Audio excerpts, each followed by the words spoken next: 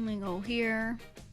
I always have to remember to move over a little because there's the place number there. Hold my hand down. There we go. I love Mario Kart. I just want to play it again today. I straight up just want to play it again because I love this game and I'm glad to have Switch 2.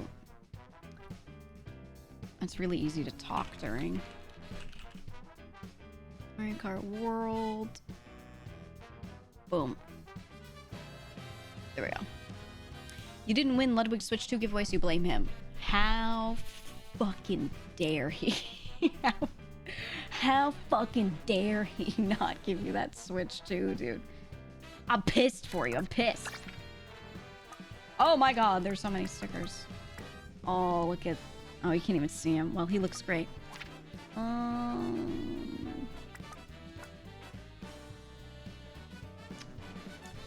Which one really... Ooh, moo. There's one that just says, wah. Ooh. This might be the sticker. Like, which one feels like it speaks to your soul right now? Which one feels like me? Okay, the Pianta one kind of goes crazy. I am gonna start a playthrough of Sunshine again. We're gonna do that. I do it every other summer.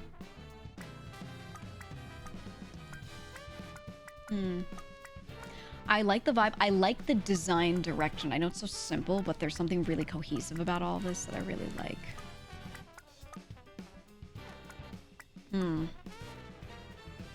I think the Pianta one is the one. I think it is. So is it worth it if I just got the OLED to get this? Yeah, the internals are really good. Oh, we gotta start Knockout Tour. I gotta start doing Knockout. Oh my god. Speaking of Sunshine. I gotta start doing Knockout Tour. We gotta get the ELO up. I think I'm gonna stay loyal to Shy Guy for right now, but Nabbit's kind of cute too.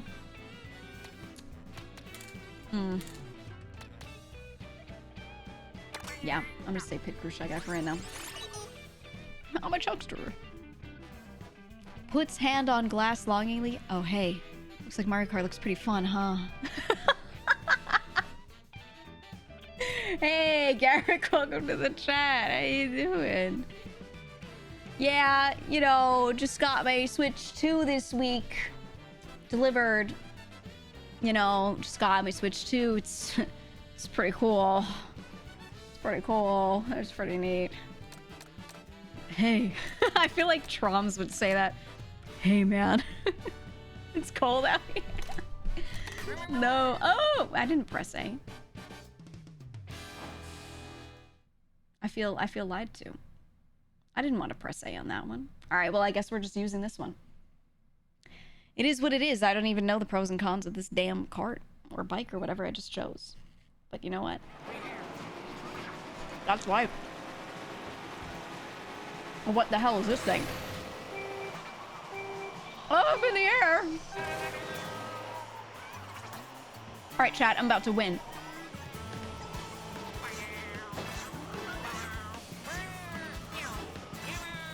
I'm going to eliminate all of these children from my race, okay? They're about to all understand the power of the Giegler.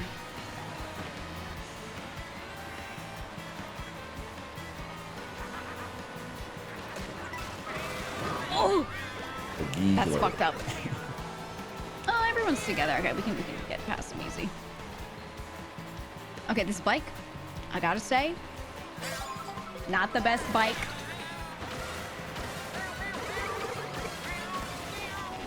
Oh, ooh, don't want him out there, man. No. We will catch up. Get away from me. I don't want... Oh, he's still my speed, man. There's so many people. I hate the 24-man races, man. So many. Watch this. See this? I will kill all of them. You are like bugs under me.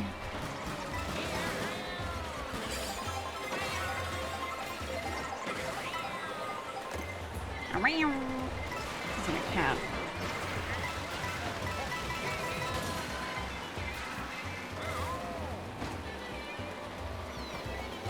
Okay, we'll get this one. There we go.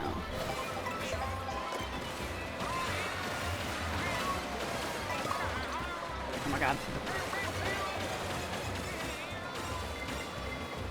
Yeah, having a switch is pretty cool. Yeah, it's pretty nice. Kill everyone in my path. They hit me, I hit them. Simple as. I hate this bike, man. I hate that the game gave this to me. I didn't even try to press A, man. Oh!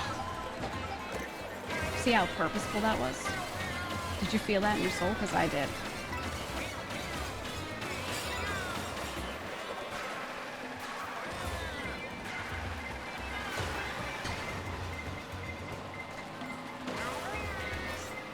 Oh! Okay, we're good. We're good. No tragedy striking at the end. No tragedy. We're in 7th. Okay, okay.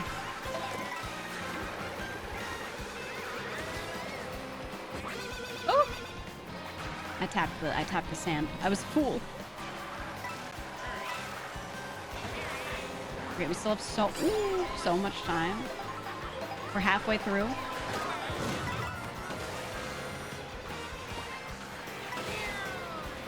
I would like to be near none of these people.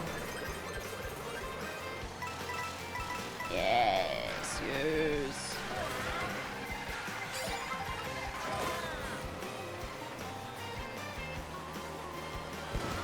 Nice. Don't even have to try, man. This shit ain't nothing to me, man. Is a player in that heli? Is another person in chopper moment? Oh.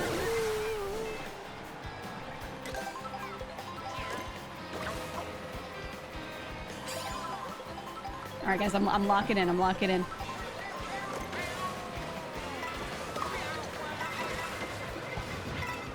I will win.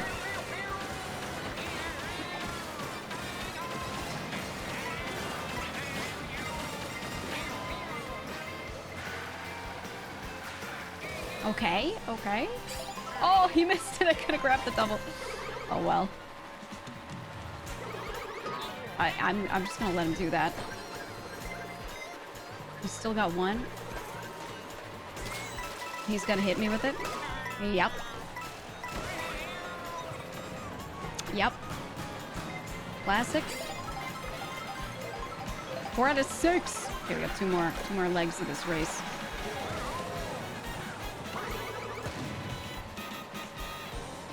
I wish for you to die.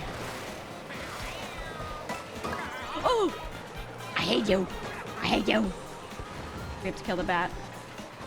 It's a shame. He's cute. Cute little bat. He has to die.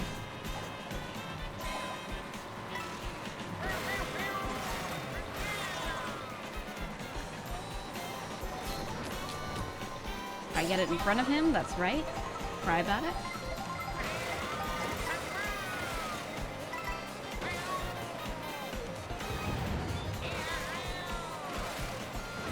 I want to draft off of this person. Ooh, got it.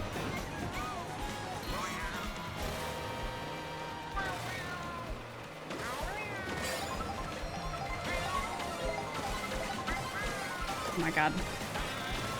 I'm going crazy with it right now. I think I prefer going into the incoming traffic like this. Incoming, oncoming traffic. Ooh. Except when I drive into a car that I see in front of myself, that's, you know. Other than those times.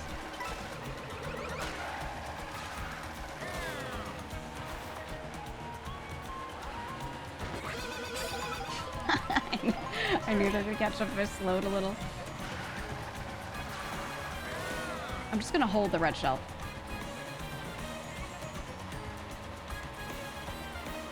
I think I need this behind me just to be sure that I'm not gonna die. Okay.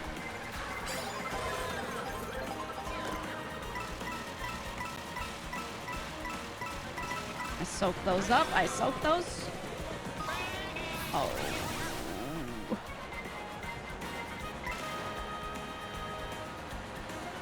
I hate you. Yes, yes, you thought. That's right, no item.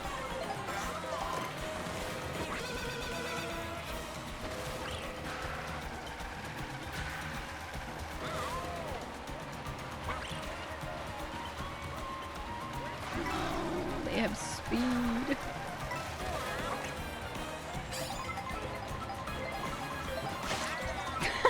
There we go.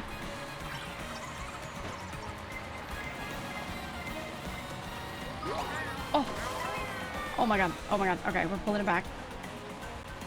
I need to be 4th or better. It's telling me at the bottom right saying be 4th or better. What?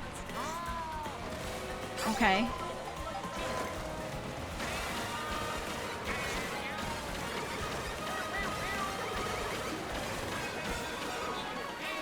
Oh my god. Oh my god.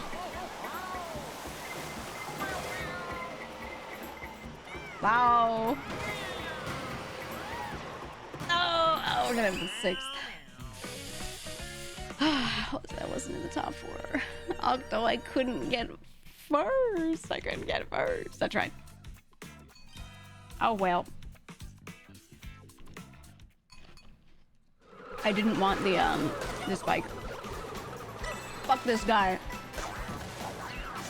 I'd fuck this guy too.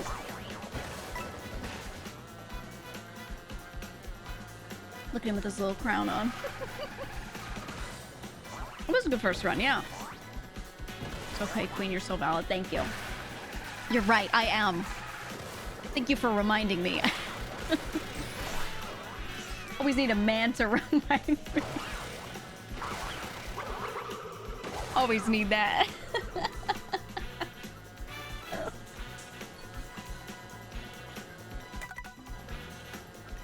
All right, next. Oh my god, look at their elo, dude. I think they really like Mario Kart. Nice try. Thanks, video game. Thanks so much. Okay, wait, we gotta fix this. Can I do elimination with a lobby code? I don't think I can, right?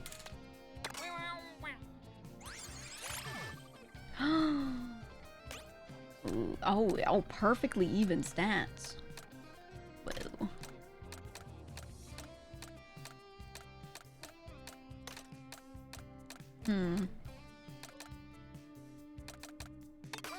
I know this has been the meta. I can? Maybe I'll do that after this. Okay.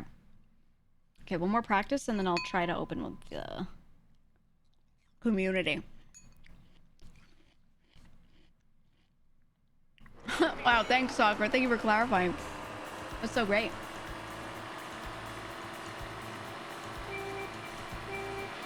Yeah, Shy Guy is my favorite. He's always been.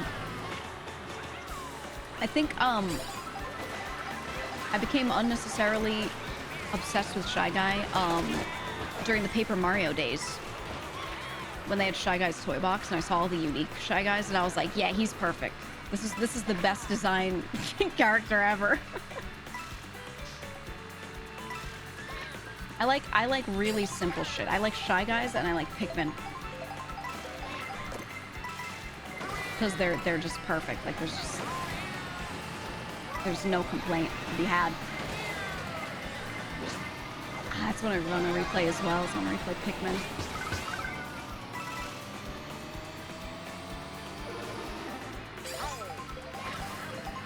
Did you just watch me murder those people? Did you see that? Did you witness how beautiful that was?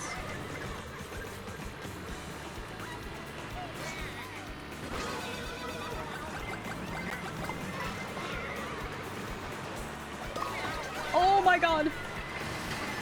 says be 20th or better. Okay. You can do that. You can bounce off of the cars! Okay, new tech. New tech, realized and learned. We could do that. We could do that easy. Oh, that's not a big turn. Not at all.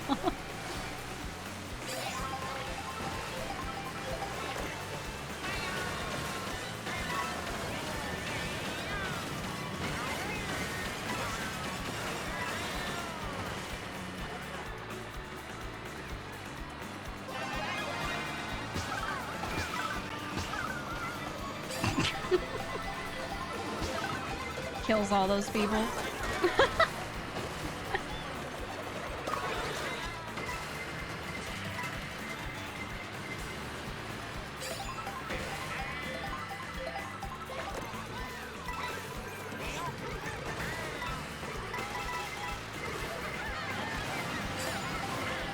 Bounce on the Dio. Guys, I think we could teach her worse. I feel like that's old news, okay? The shock value has worn off. It's past its prime. It's time for something new and disgusting. Oh my god.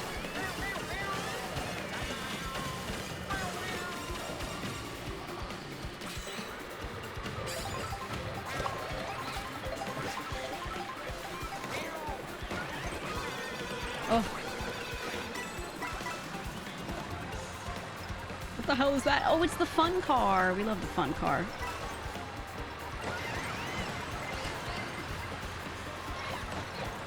God, there's so many people. Oh.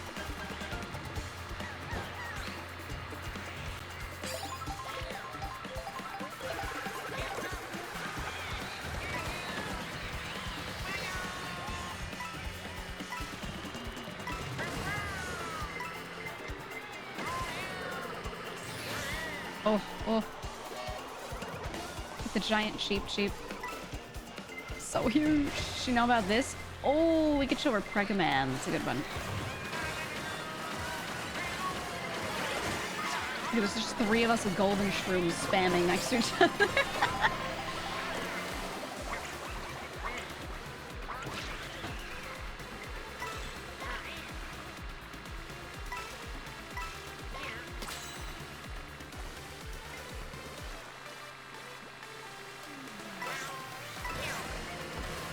Can't help but notice them at first. That was pretty cool. Ooh, you missed me with that. Oh! How did I not hit the red shell, man? Oh!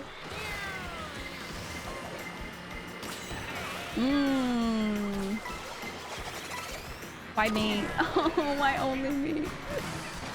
Oh! See that? I got blue shell to 12.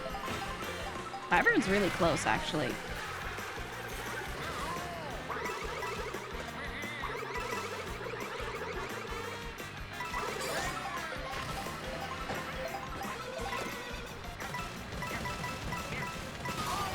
Oh, my mushroom. My cold shroom, man. Brother. That was gonna be the winning shroom, dude.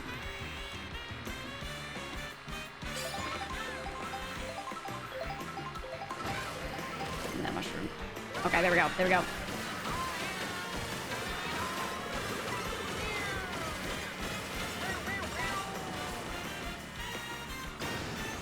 There we go. You see that? Foist.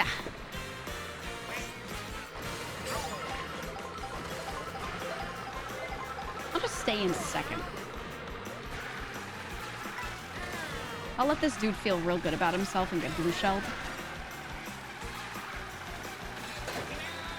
Who the fuck are these people? All right.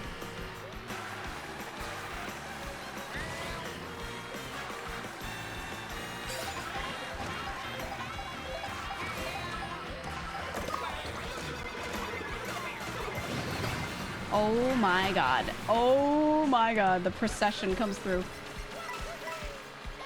Jesus Christ.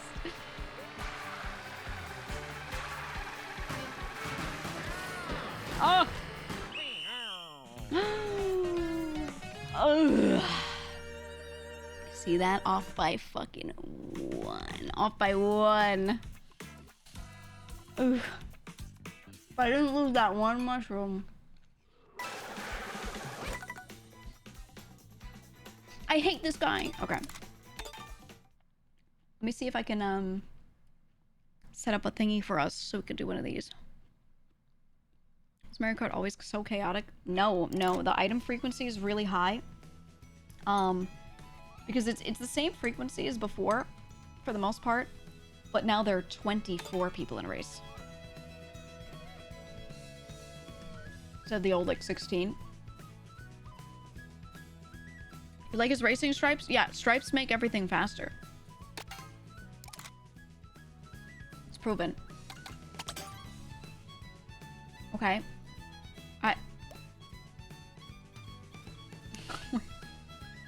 Yeah, is that your favorite sticker, Hootie? Is he here?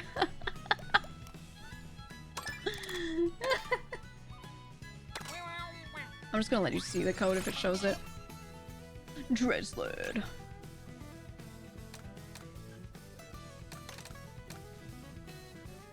We'll stay on the blooper. Is grinding rails on such... Okay, Grinding Rails does... There you go, guys. Grinding Rails does, but not, like, natively. It only works because you can keep jumping and, like, hitting the little fancy jump and getting the tiny boost from that. So you have to jump. And some of the rails aren't going straight. So if you jump while it's turning, you jump off of it, and then sometimes you end up flinging yourself into a wall because you're not, like, going with the shape of the track.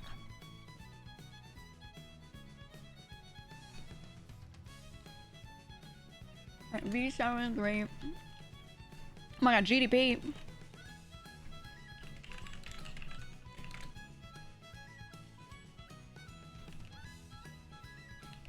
Okay, there we go. There we go. Stripes and flames and painting the car red. Yeah, well, Shy Guy is red, so it's perfect.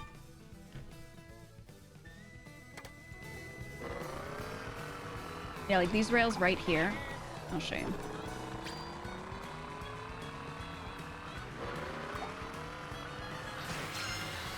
Yeah, you can go on them, but if you... Like, you can go to the side a little bit, but you don't want to stay on them perfectly, so... Booting up? I won't start just yet. I'm giving it a minute for people to fill in. I'll wait until room is full, or I'm bored of driving around this track as practice. GDP mentioned!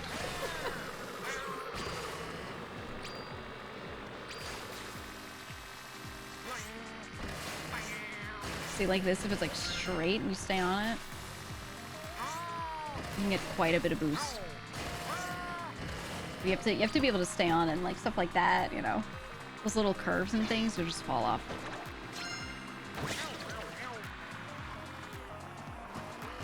Ooh, what is this? Ooh.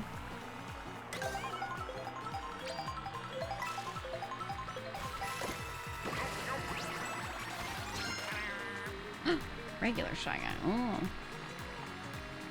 Red best color. I think red is my favorite color. When I was younger, I always used to say my favorite color was blue. I think I always liked both. I always liked red and blue a lot. However, my oldest brother, his favorite color was red. He always had to be player 1 in every game. He was always player 1. I'm the oldest. So I know how video games work, you know. You would always try to get first pick of everything. You'd be like, I like red. So without saying anything, I was just like, my favorite color is blue, because none of my other siblings said their favorite color was blue, so I could always get a blue thing, and I didn't dislike blue at all. But actually, I really liked red. I just did not want to argue with him, because if he didn't get the thing, and I was like, oh, this is my thing too, he'd be like, my thing isn't special anymore, and he'd Satch farm. And I just didn't want to hear it. I didn't want to. Everyone knows how people like yellow make it their whole personality. Oh my god. Yellow, pink, Yellow, pink, and orange likers. I've noticed. I've noticed.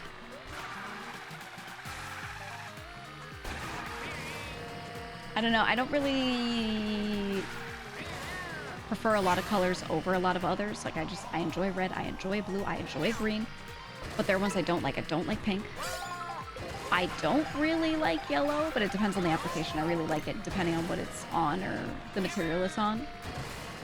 I'll be doing on this. It's good enough. It's good enough to start. We're gonna do a knockout tour. Yeah, with easy computers. Alright, we're doing it. Purple. I think it's more so... I like purple. I think it's more so that people think, like, if they like purple, they're a little different. Or they're a little quirky sometimes. But they don't make it their whole personality, like people that love yellow. You know what I mean? Green's your favorite. I like green a lot.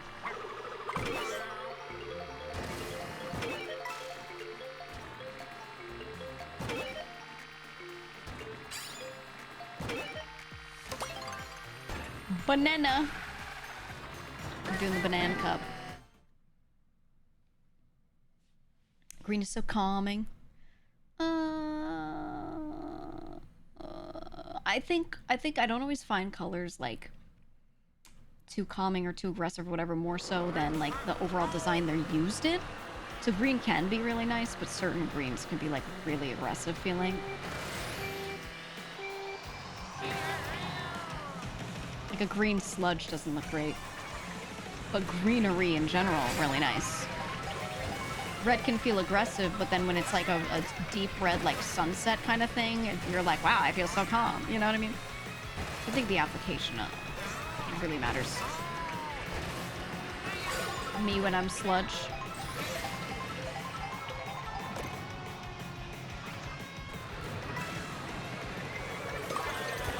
Ooh, okay, take that. It's my retribution.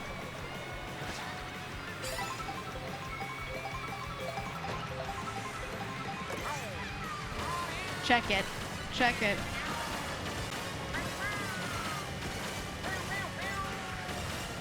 You know, yesterday when we were playing Hitman, I saw a dude about to do a thing, and I was like, is he about to do, like, Whirling Dervish? And then I was like, wow, I remember Whirling Dervish. And then I looked up videos of street performers last night while I was eating. I was like, I'm gonna watch someone do some crazy, like, Whirling Dervish shit. It was such a like a thing that I don't think about except when there's a really specific moment that reminds me of it. I just watched like street performer videos for so long yesterday. Shit was cool. Shit was cool.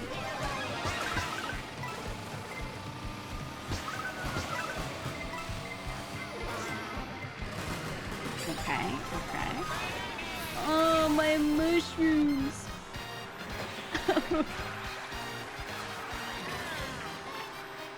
I lost everything in the Great Lightning Strike.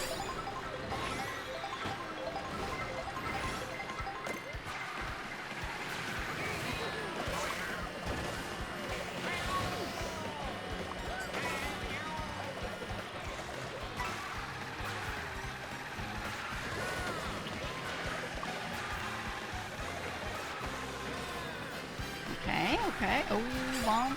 Okay.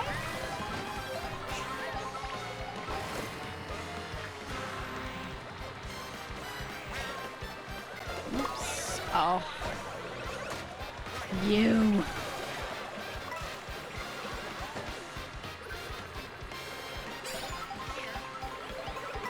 You basically have to get double items in this game.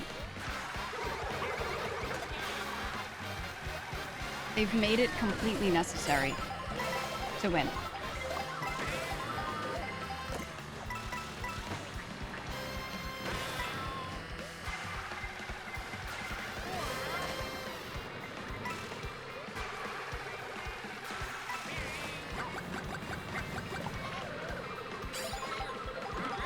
I say as I get singles. Okay.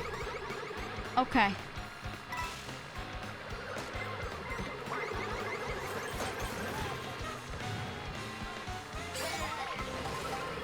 Hold on, hold on. Let's say completely locked. Oh, whoa, whoa. That person just killed a blue shell?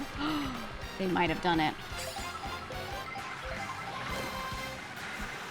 Because of the timing where they use their item. Ooh.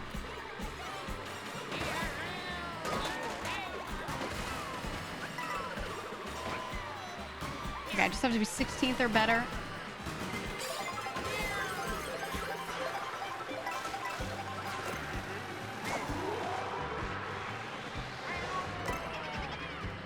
Okay.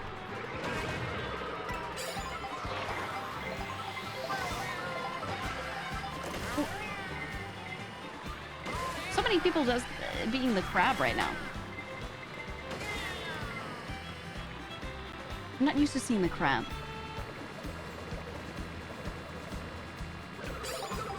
I see you people have taste.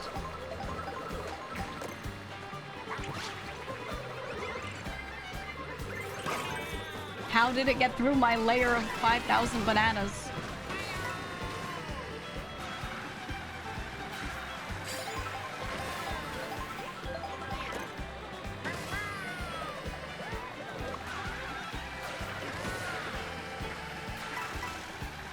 Oh my god, I could see it.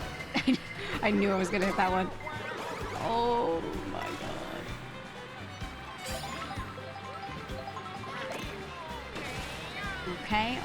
Okay, hold on. Hold on.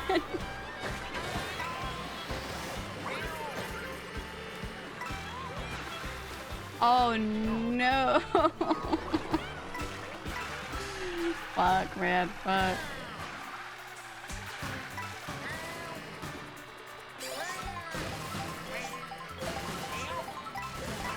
Holy. Yep. Yeah, right at the end, man. Oh well. Oh well. You like black with other colors just to make the other colors pop out like black with red. I agree. I think when there's a color I don't like this. See that background where it's black and dark gray, and then there was a tiny bit of yellow in the middle. I look at that and I'm like, wow, yellow's a great color, right? Wow, look at it. And then the screen's like all completely yellow, and I'm like, wow, I don't like that. I feel like every color can look good when it's in a small amount, or if it's balanced nicely. I mean, hey, I love brown. I love brown and gray the most, but like, depending on how you use those, they can be really drab, really boring. Depends on the application. Let's see who gets first. I'm gonna spectate.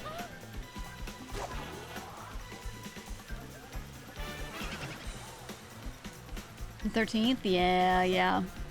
I got thrown off like right at the end. Oh, it's this level that turns into this. Okay. I like this one. I like this section.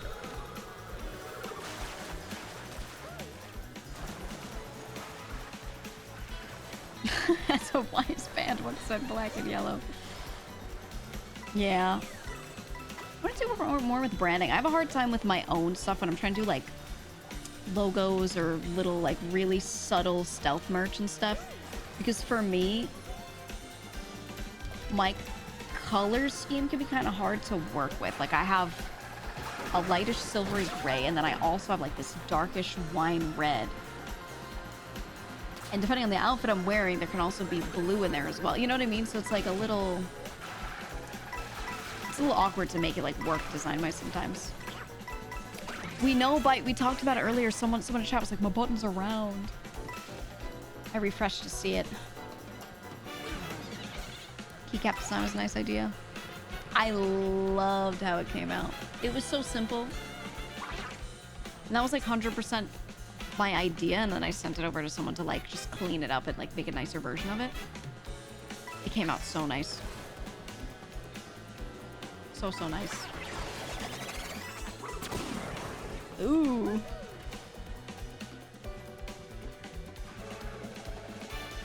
You just saw it. Did you do it? Did you refresh? It's bad. It's not a big deal, but like the rounded button is just ugh. Ugh.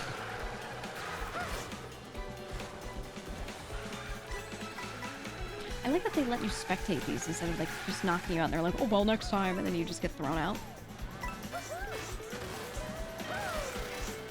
You're out at 6th? Ooh, is it Final 4 right now?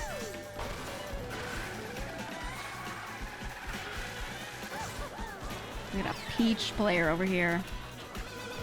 Better than buttons being on top. Oh, I know. Remember when they were testing like all the player elements being at the top of Twitch instead of the bottom of the window? It's weird. So odd.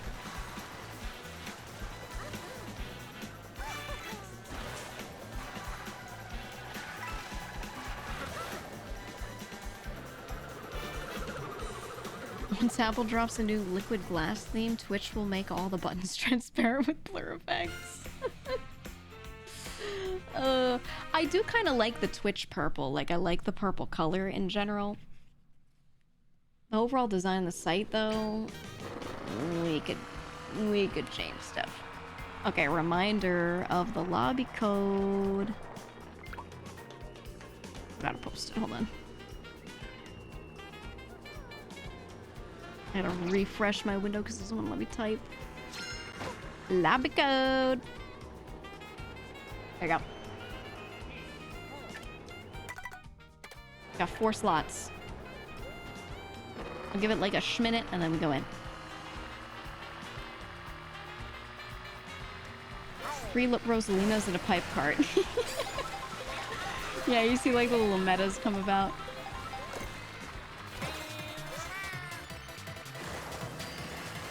I'm going in the mud water. And I won't be stopped.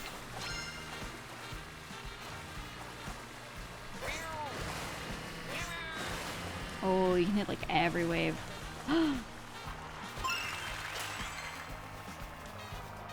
What's that? I got a Peach medallion.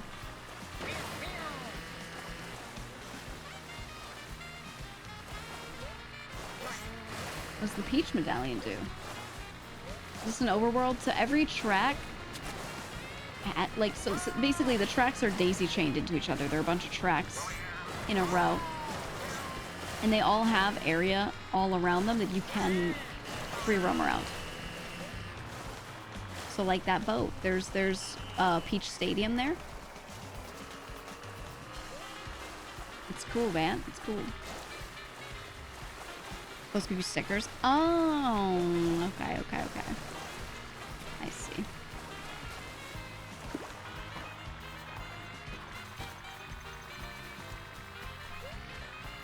Yeah, I can go up here.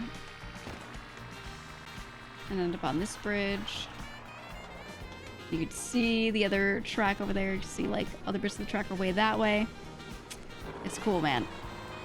This game has Baby Park. There's one level that does kind of feel Baby Park-esque. It's a beach one and it's a tiny loop. I like it better than Baby Park because Baby Park was just an annoying oval.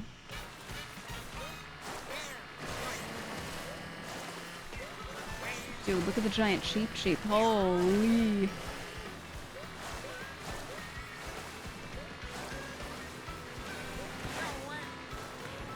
Okay, can't get on the boat.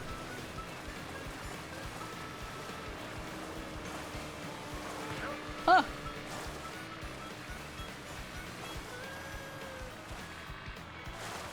Giant sheep, where did you go? Oh, there he is. Let's join. Okay, we might be full on slots now, maybe?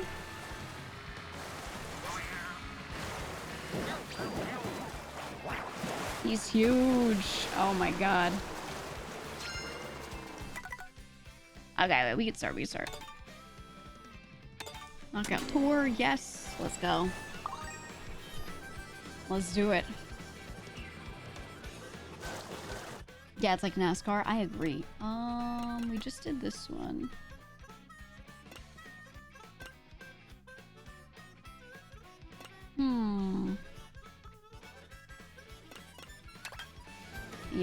Yeah.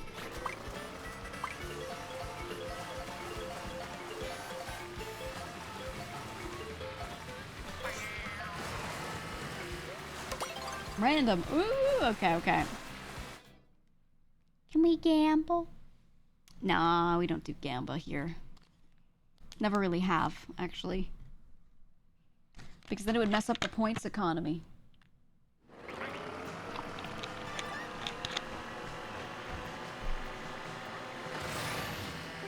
With the rolling start thing from Daytona. Yeah. That'd be good. I'd be down.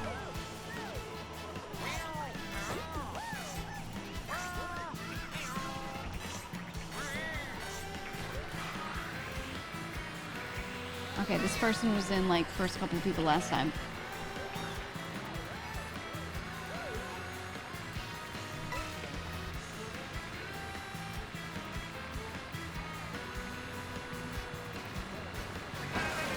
There we go. So I think you can go through the middle except for the exact center, right?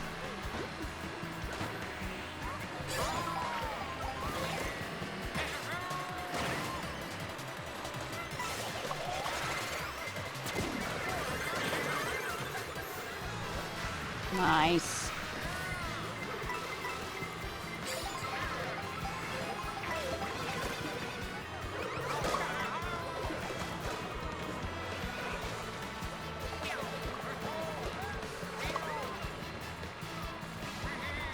Oh my god, I'm in 14.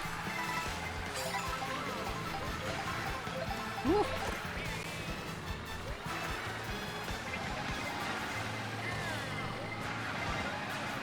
Oh god. Okay, we will make it through. There we go. Now to 16th or better.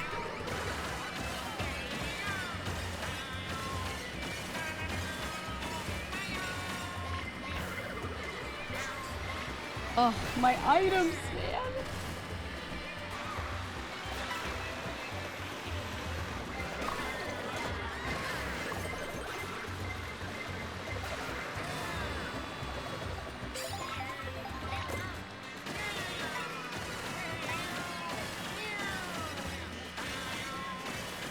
Ooh, I should have done a straight cut. I wasn't sure if I would make it. I'll become a pointillionaire. I mean, at some point I might open it up. It's just there might be things that we implement that make the points economy really important later, so I don't want to, like, fuck it up. And then be like, oh, let me just make you money sink your points real quick, or like some stupid shit like that to balance it, you know?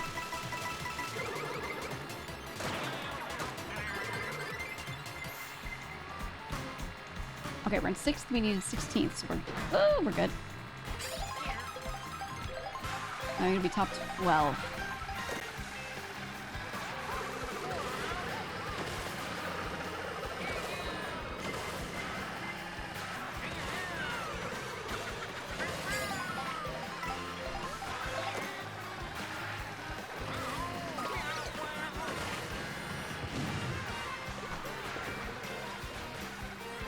Woo. I drove on the sand, man. I drove on the sand. We will catch up. Like this. Tell point redeem the mixer faction automatically win this month. Ooh. That'd be cool, but I'd have to make a thing that happens on screen where there's like a crazy fanfare if someone does it, you know? Like, I feel like I couldn't do that without making sure that I had an animation, a whole fucking song plays. I needed to take that, like, person's portrait and put it on the screen and then have, like the USSR theme kind of play. Like, something with that sort of vibe. In the background, a brutalist 60s style building with, like, banners and their face on it, you know? Like... If they spend 10 million points on anything, I need something to be like that. You know what I mean?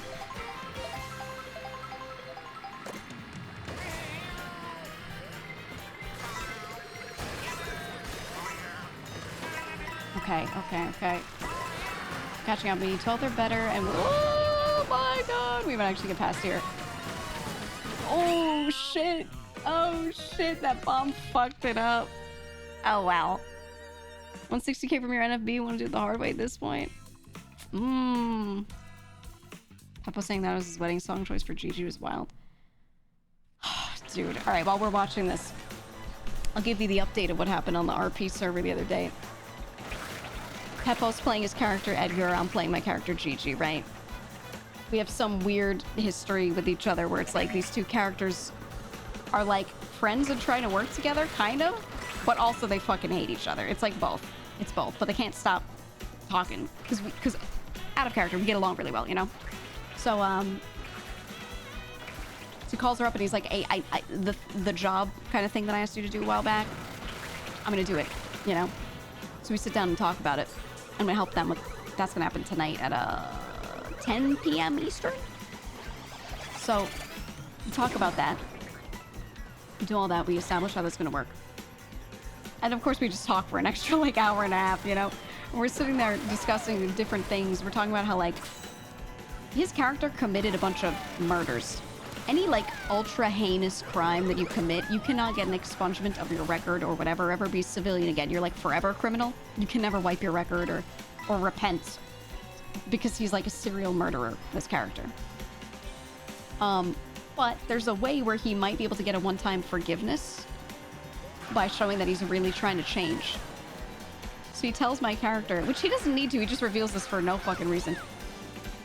But he tells my character that like he's trying to get expunged because he wants to run for mayor, and essentially asks my character indirectly if she would join him and be his deputy mayor, which is wild considering like they hate each other but they also work really well together.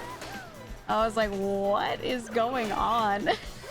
So he says some crazy shit. Now this character just got married.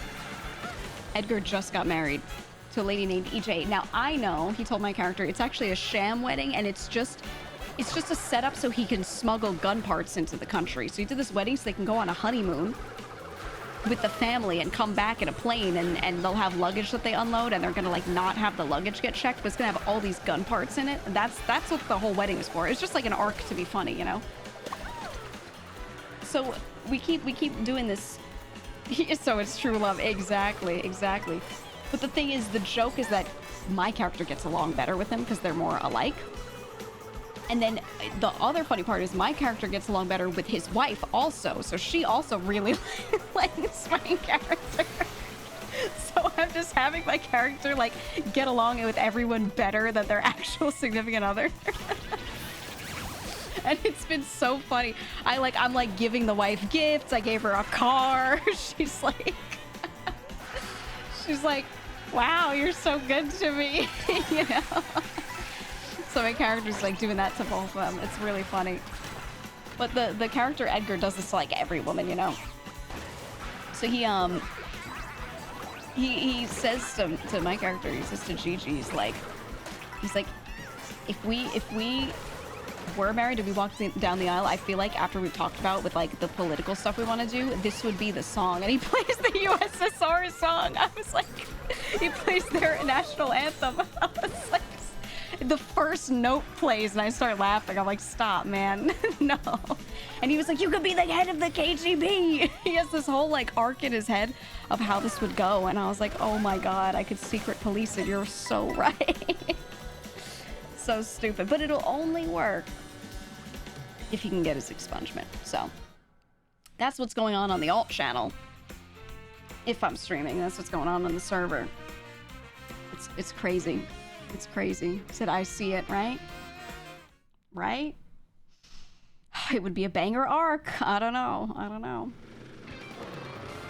But I told him, I'm like, I could do whatever's within my time because I, without saying it out loud on the server, I'm like, I'm a variety streamer, so. But I love fun shit like this. Yeah, classic Edgar stuff.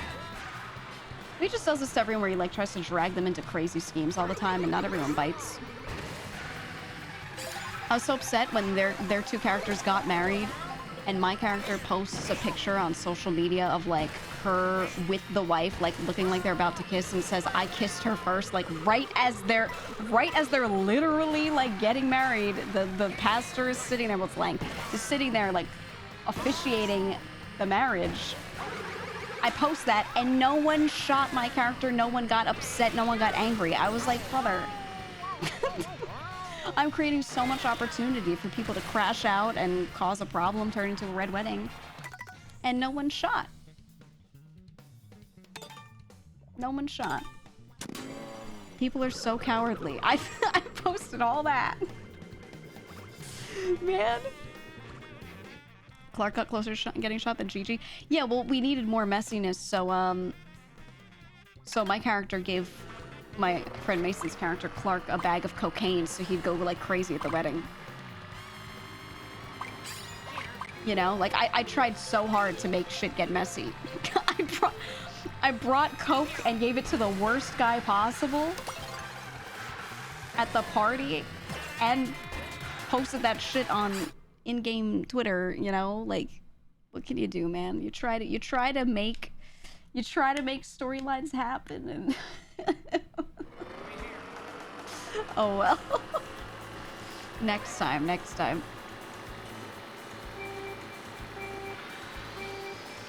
Okay, it's starting me in first position.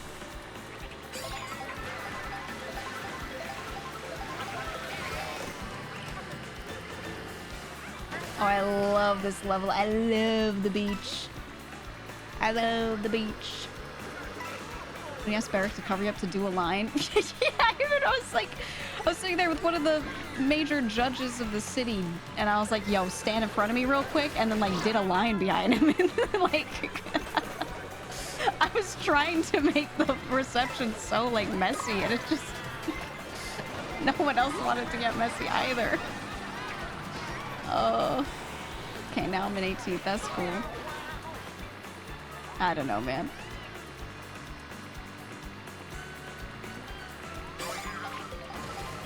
Oh well.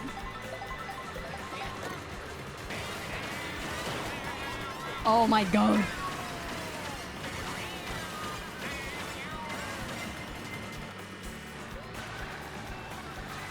Alright, we gotta lock the fuck in.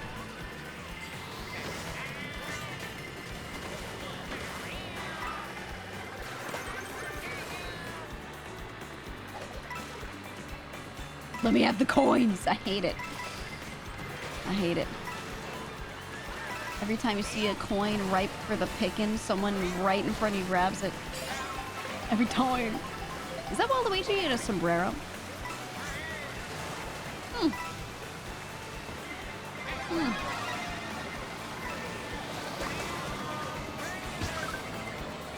I just murderized that person.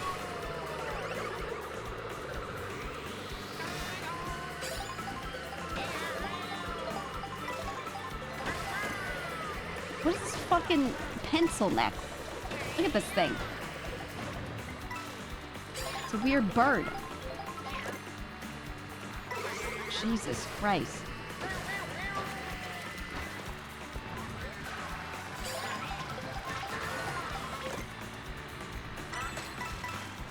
I'm gonna let them go in front of me because they have red shells. I'm just gonna stay back here a little.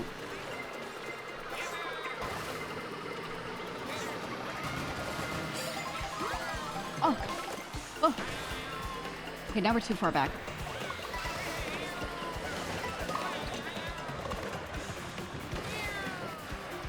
I really like the sound design of this game. You see how they have like seamless transitions between all the little audio bits? You enter a new area and the track just changes up. It doesn't feel too jarring when it happens. They did really well with that. Dude.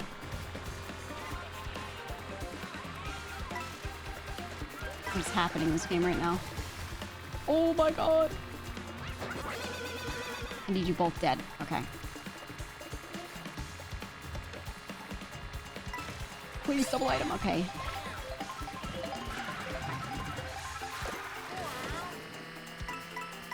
Oh, so many coins. Finally.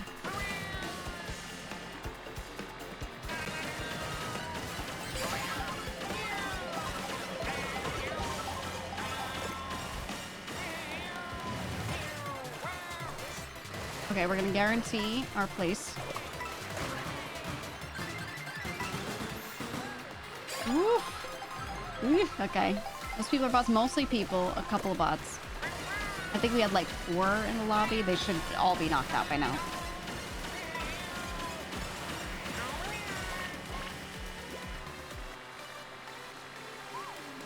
I'm gonna stop you. Yeah.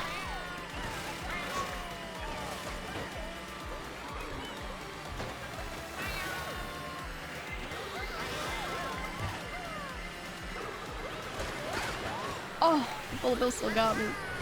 I even moved out of the way, man. Oh, just barely. 8th or better.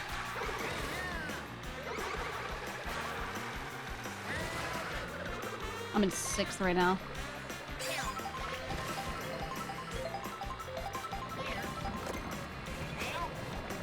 Ooh, it doesn't reach. Ooh.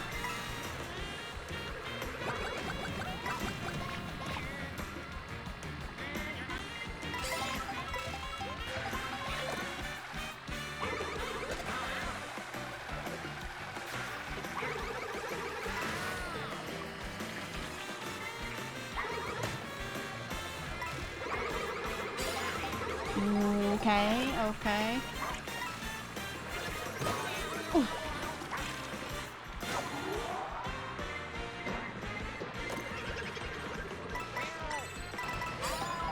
Hold on, I'm locked in.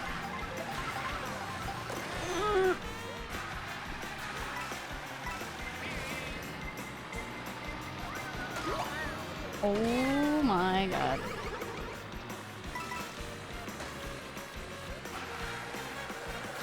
This person still has a red shell, so I've been watching very carefully, but yeah, it doesn't matter.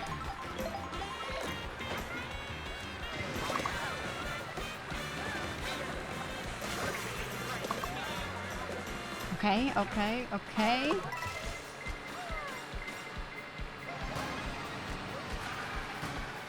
Oh, we might not make it. We might not make it. No! Oh, we were like 10th. We were very close. Very close. I got this better.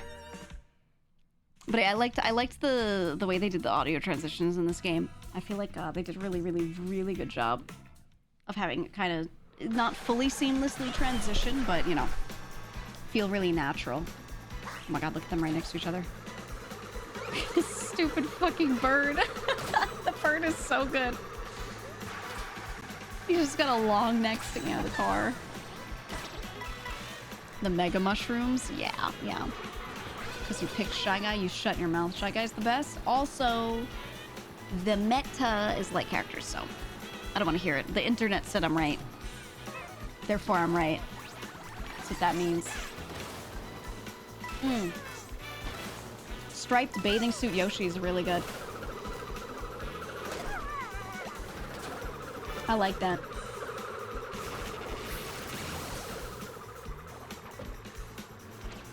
You know what I think? I think the items, while more frequent than before, some of them feel less potent.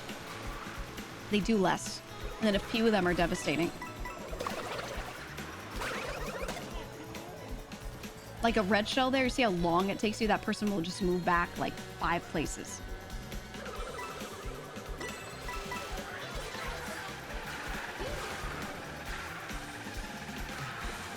I feel like items that benefit a person are more balanced than the items that fuck up a person. Somebody said again, I can tell they don't last as long, for sure. Who cares about meta when you have Cow? I think the Cow is the best character so far. I don't think there's a better one.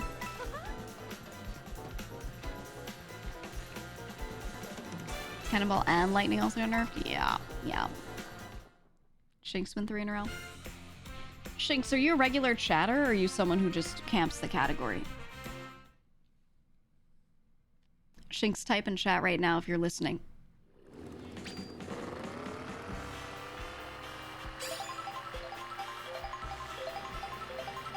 I'm here sometimes. Are you Shinx? Okay. Alright. I always have to make sure it's not one of those people that just camps the categories.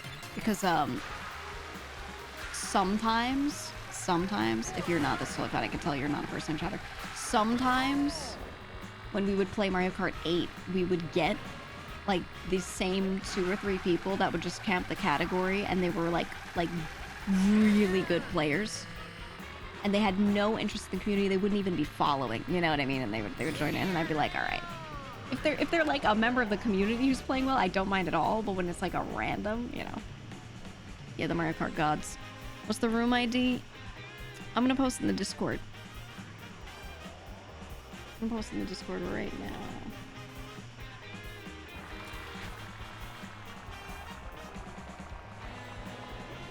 There we go.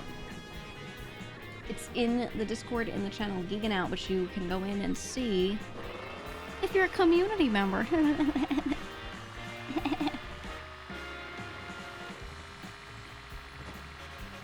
Oh, they bait you with those. That happens a lot in Tetris, so many secret Tetris gods. Yeah, the Tetris category is like that. Completely. You'll be playing like Tetrio.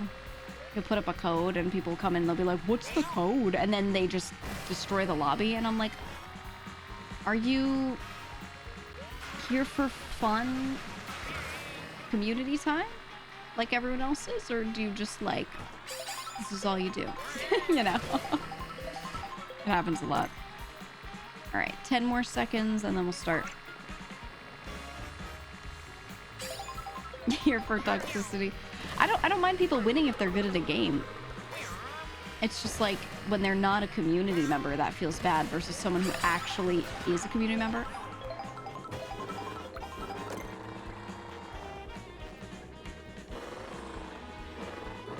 Look at him. Man, I'm telling you, Shy Guys are just perfect beings. Look at this guy. He's got a backpack. He's crazy. He's incredible. You prefer Koopas? That's okay. In order for people to be right, some other people need to be wrong.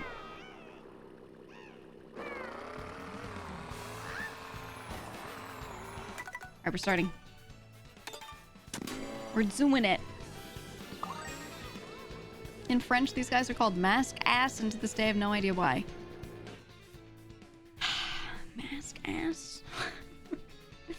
Hmm.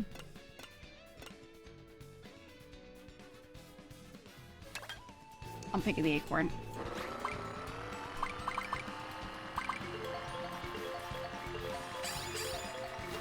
Mask ass. I don't know, because like the mask, yeah, but the ass part, why though? I don't know. Why though? Mask assassin? Maybe he's just real caked up. I don't know. Okay, here we go.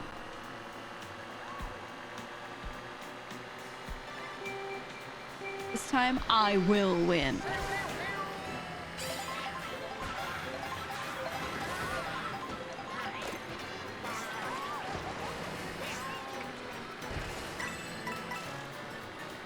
Oh, they all got like triple mushrooms and I got fucking coins. See how it is?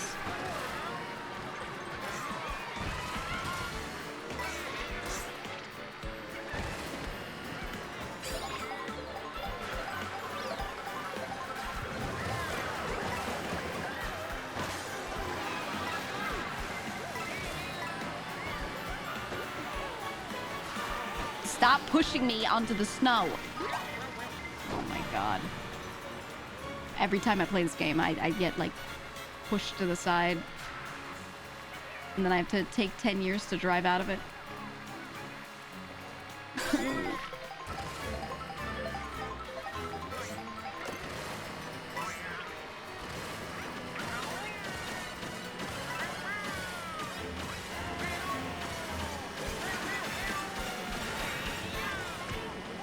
Okay, we needed to be top 20. I'm in, like, 9th place.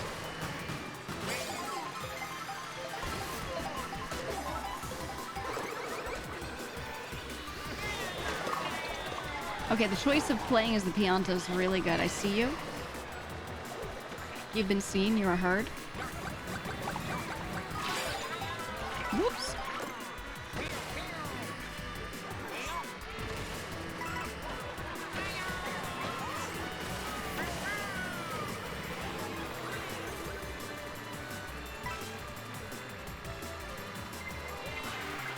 Guys, I'm doing this uncaffeinated, okay? So I'm trying to use 100% of my brain power right now. I'm trying real hard to lock in.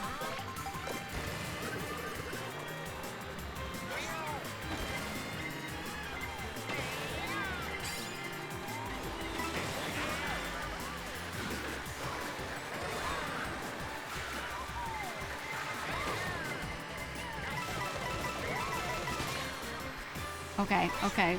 I'm catching up with the coin front a little bit. 14 out of 20.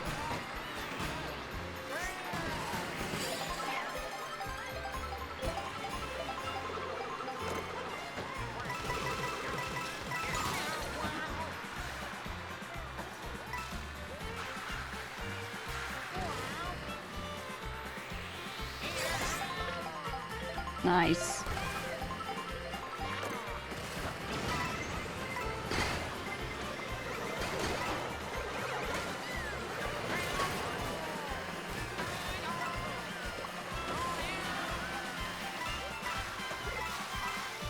The car does jump a lot, yeah. Yeah, it stays in the... Ooh, it stays in the air for a long while.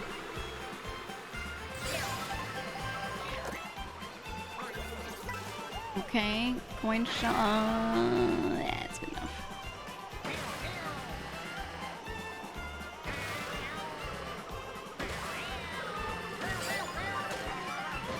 Oh! He pushed me.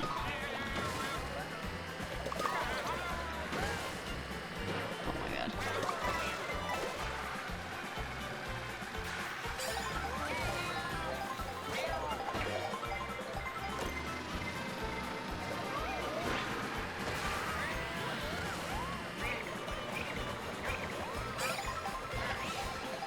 I don't know how to aim that thing.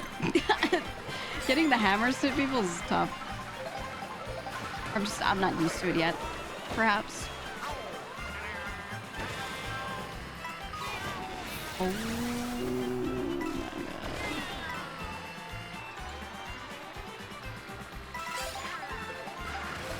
Okay, I need to be 12th. I'm 10th right now. It's a little spooky.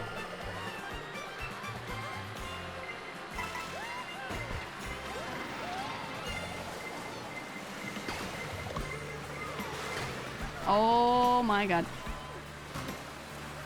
No! Oh, just barely. Right at the end, it almost killed me. Okay, that was top 12. We need to be top 8 now when passing through.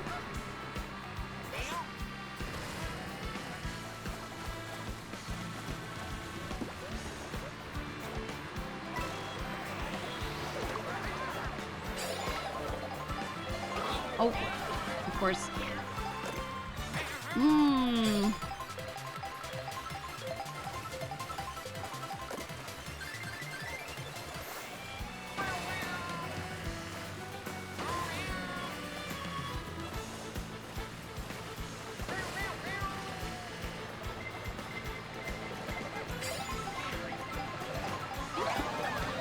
What is happening?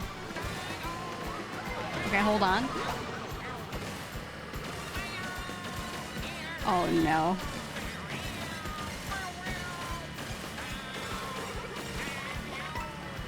Oh.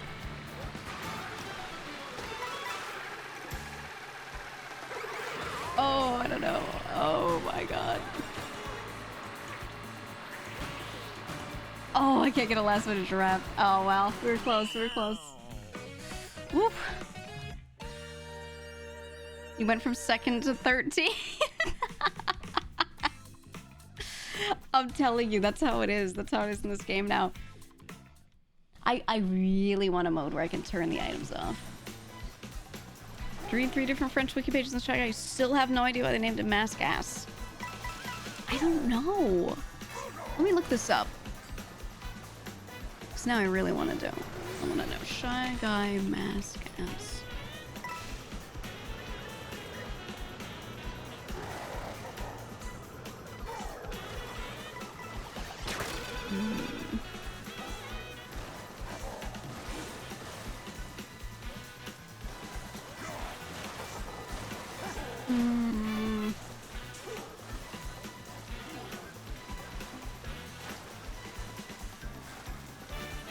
Yeah, I don't see any, I don't see any reasoning. I'm trying to research. I don't know. Is there room for one more? Chat, show them what there's room for. It's time for Frog Wide.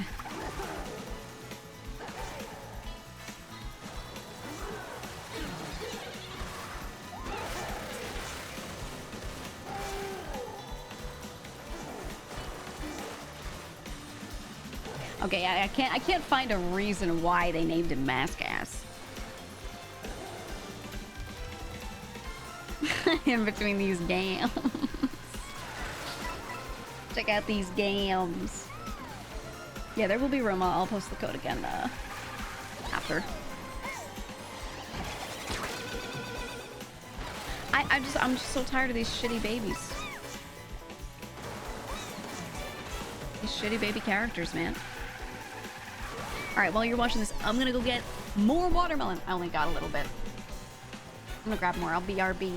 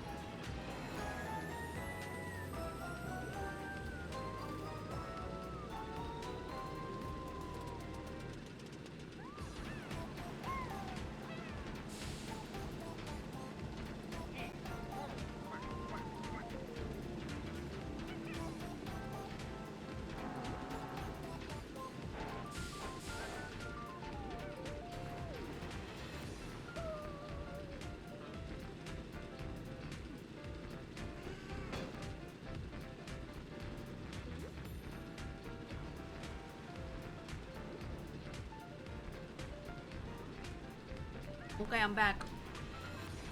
That one guy get in? Did he get the room code? It's in the Discord. I got more watermelon. It's so hot. I have the AC on and I have it, you know, chilling this place as best as possible. This room has my PC in it, you know? So it's just gonna be boiling. How many people do we have? Oh, it's pretty good. Okay, if anyone wants to hop in, room code is in the Discord.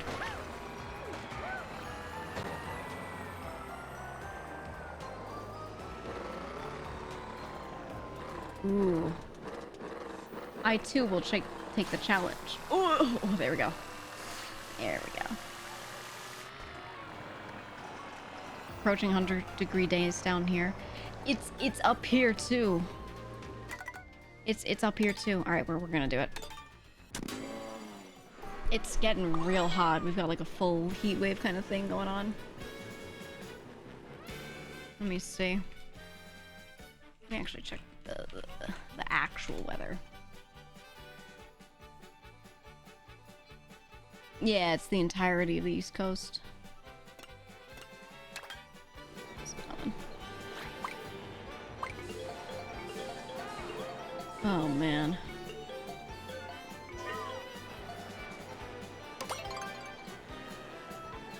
Yeah, it's saying like 93 up here. I did see a forecast that was saying it was gonna get pretty bad. Tomorrow it's supposed to be 102. 102 in New York. Ugh.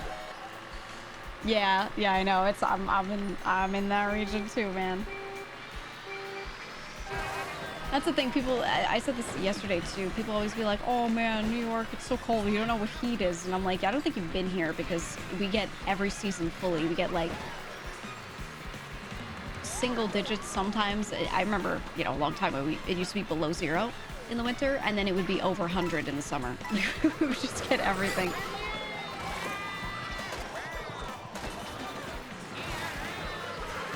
Absolutely everything. The good news is, though, in the winter, there are a lot of nice places to be that are indoors and warm. And then in the summer, there are a lot of places to be a bit cooler. And we do have a good amount of wind because we're right near the water. So, you know, that does help it. But also, being right near the water, we're really fucking humid here. So, you know. People don't understand humidity? Yeah. I know. It'll be 80 and I'll be like, oh my god, I'm dying. And they're like, it's not that hot. And I'm like, yeah, well, there's the water is like as thick as when you walk into an indoor pool and you smell the chlorine and you feel that ultra humid air. It's like that some days. So, you know. I don't know, man. Want to crack open the fire hydrant? Oh, we used to do that sometimes. Disgusting water. Don't do it.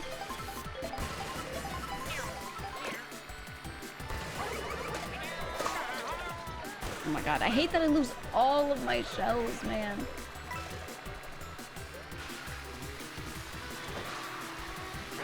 I don't like the dropping all your items mechanic.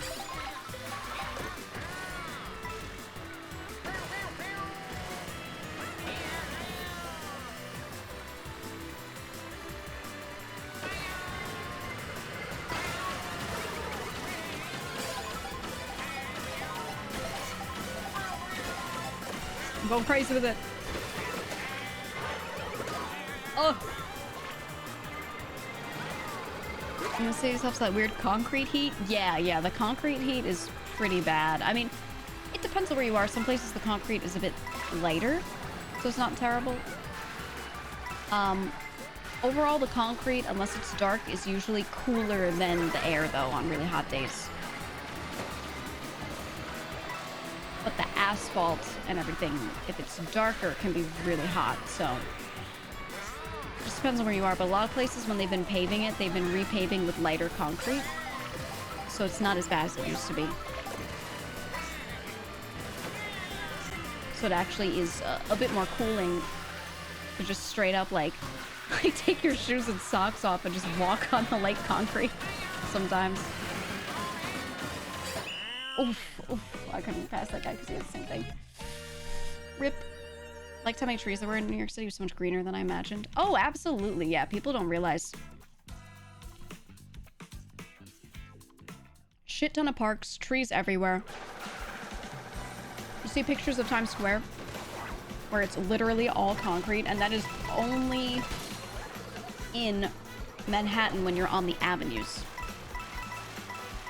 So when you're going north-south on an avenue, those streets tend to not have nearly as many trees on them. Right? That's where like a lot of the traffic passes by. It's a little faster. And then when you're going east-west on a street, that's where more of the residential stuff often is in a lot of neighborhoods. the businesses get more concentrated on the avenues, again, depending on the neighborhood. Sometimes all of its businesses. But there are more trees on the streets when you're going east-west, in Manhattan at least. And then when you're in any other borough, I'd say the Bronx has a lot of density, but when you're in Brooklyn, Queens, you get way more greenery, trees everywhere. You get people with standalone houses. Some of them have like tiny yards and stuff. Some of them have sizable yards. In Queens, there are neighborhoods that just look like dense suburbs, you know? It doesn't really look like the city as you think of it, but the city is really fucking big.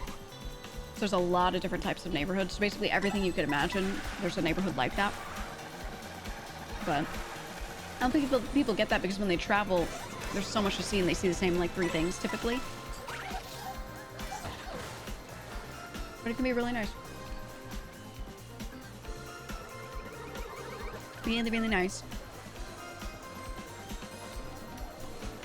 It's very, very pretty, yeah.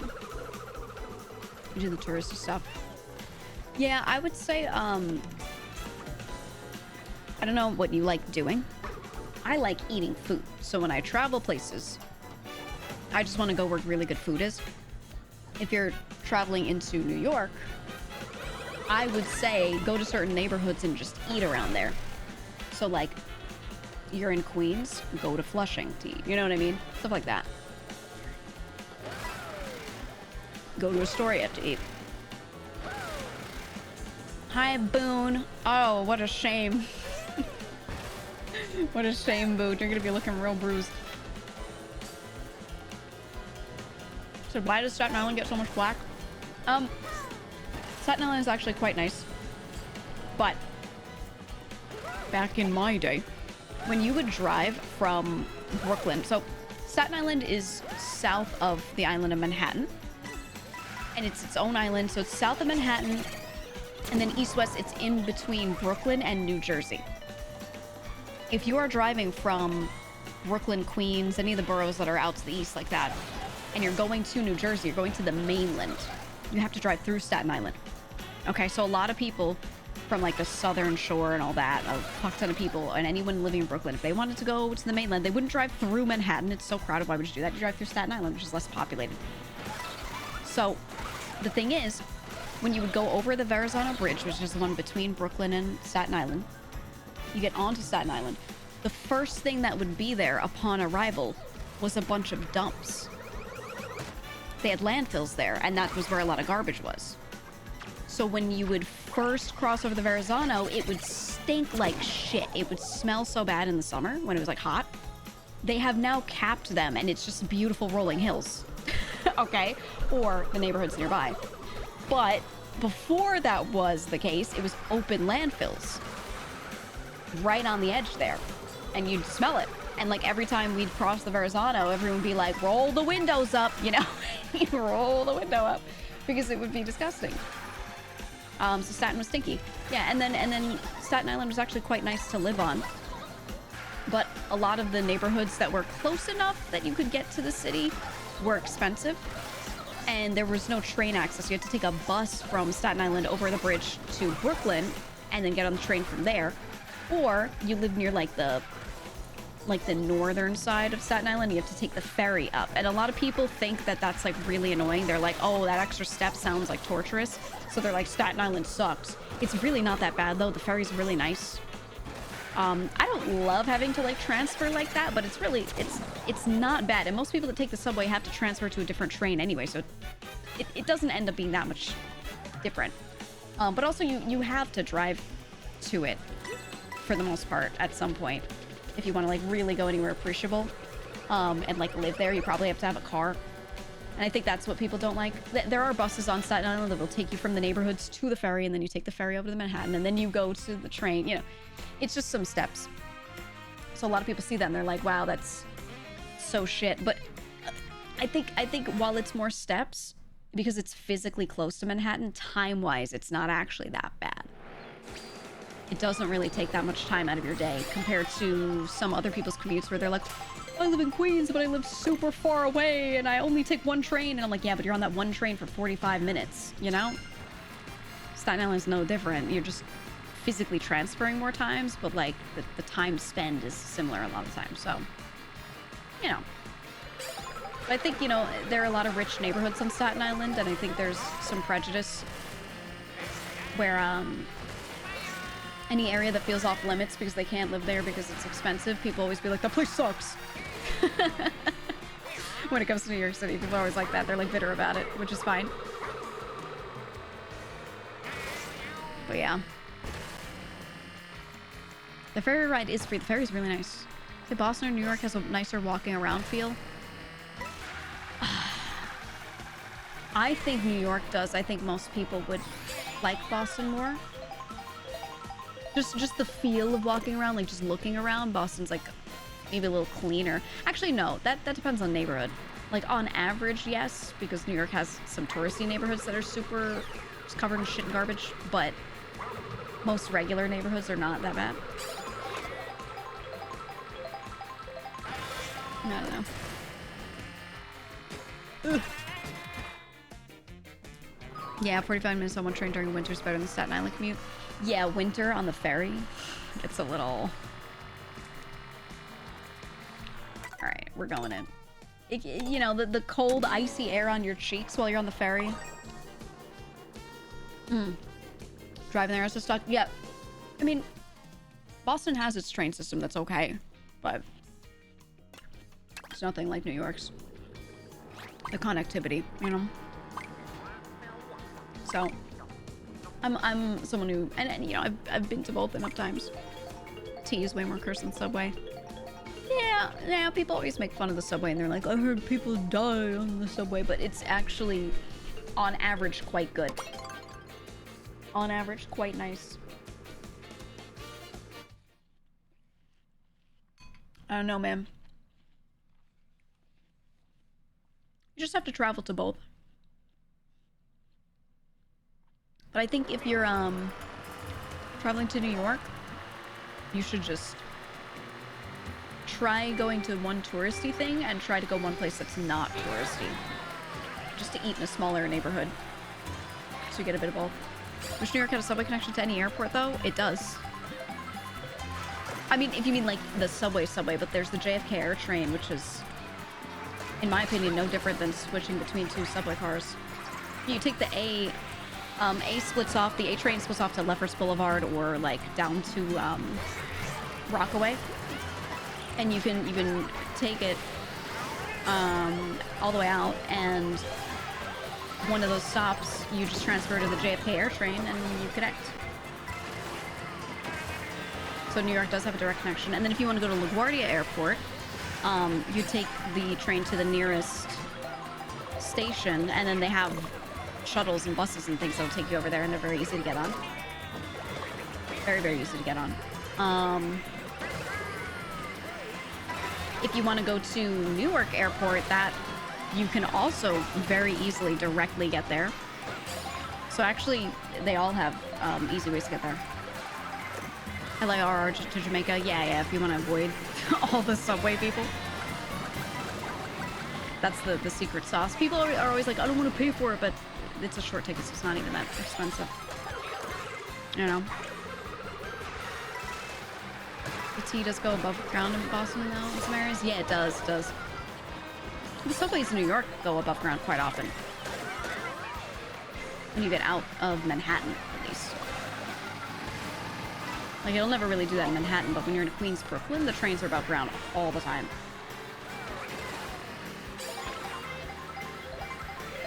Don't go to Newark until they fix the whole ATC thing. We're not talking about modern problems. We're just talking about connections. We're talking about how to physically get there.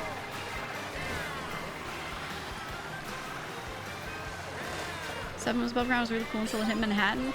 Yeah, the seven is the one that goes out straight out to Queens. Goes out through like Flushing and all that. It's real nice. It's real nice. But then there's a point where you go into the tunnels and everything like goes dark, and you're like, oh! New people always get freaked out. It's funny.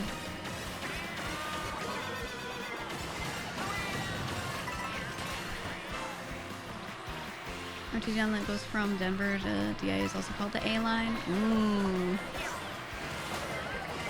is it now?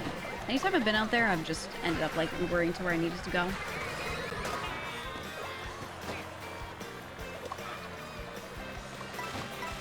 God, I haven't been in Denver in so long. It's been years. New construction in Grand Central, so the airport's so freaking nice. Oh, there's a lot that was needed that's getting done, and I'm glad. I'm just glad Penn Station, they finished a lot of the construction. I remember when that construction started, and then it was going for like 10 fucking years, probably longer. I'm so glad. Ooh, I barely made it.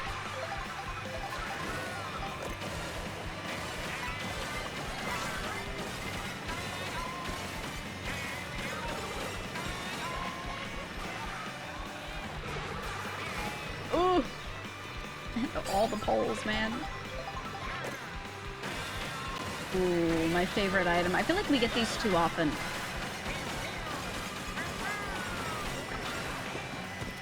It also doesn't feel like they boost you that much.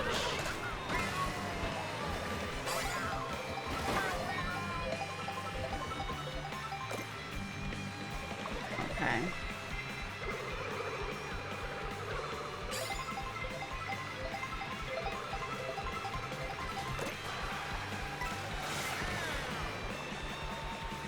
I don't want to use it until I'm near somebody. Okay. Fuck it. Fuck it, man.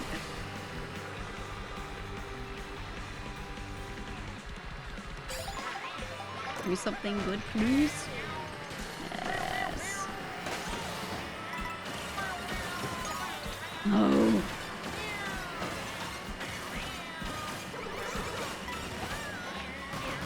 Okay, okay, we're through. Ain't there better? Oh.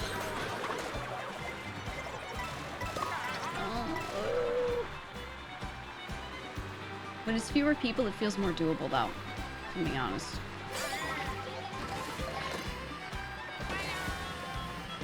I love Moo Moo Meadows.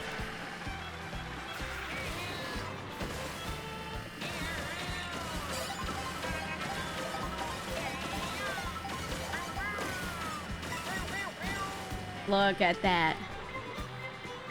You muppet.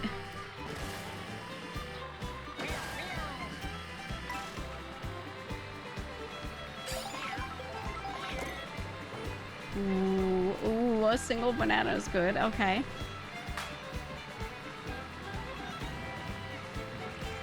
I'm gonna keep it chill. I'm gonna keep it so chill.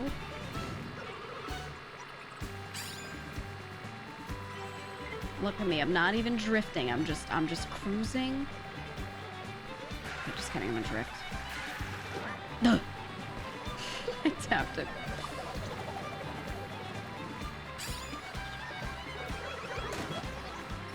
Okay, okay, banana has been used. Oh! Okay. No, no, no, I didn't need to. No. Oh my god. Brother.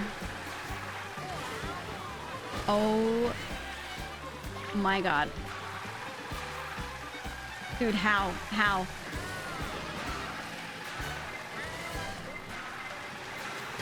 Ugh. Fucking Shanks. I'm gonna kill you. I'm gonna kill you. You're gonna die. You're gonna die. What would you say? Career advice. Looking to move into project management, is it important to have an expertise in the product or field you are moving into? Yes.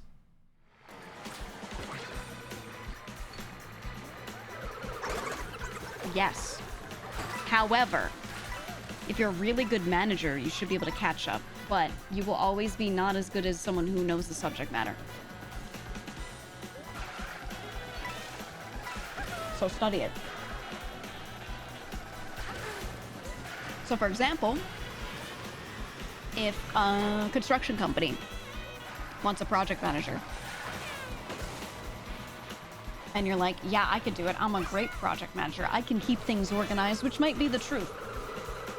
You're going to also have to be someone who can learn really fast, because they're gonna be like, oh man, we gotta do this thing with fucking zoning, and you're gonna be like, what? Who do I talk to for that? What form do I have to fill out for that? You know what I mean? Like, you're gonna be so lost with a lot of the specifics. Every industry is gonna be like that. You're in tech, you're talking to a bunch of developers. You're really only going to be able to keep them on time and like run the flow of a meeting, but you're not going to be able to tell them anything about what they do or help them in any way between like translating between two different teams, because you're not going to know what they're talking about, you know? So I would specialize if you can, depending on the industry. And there are other industries where like it really doesn't fucking matter whether you know or not, but the ones that pay well, yeah. So does someone in IT, it seems project management is shrinking at an alarming rate, so support queue or mid/upper management? Yeah, because basic project managers in tech usually suck. They usually suck ass. Not always, some of them are good. But typically they're not subject matter experts, so they're like of no help. And if you're a huge company and you need one project manager just to check up on people and send messages out and do like little tasks and things, like that person can be effective, but unless you're a huge company, you really don't need that person. You need an upper level tech person who understands what's going on and talks to like executives and shit. And then you need like a tech lead, right? And a good project manager is worth $1 bajillion, but in tech there aren't that many.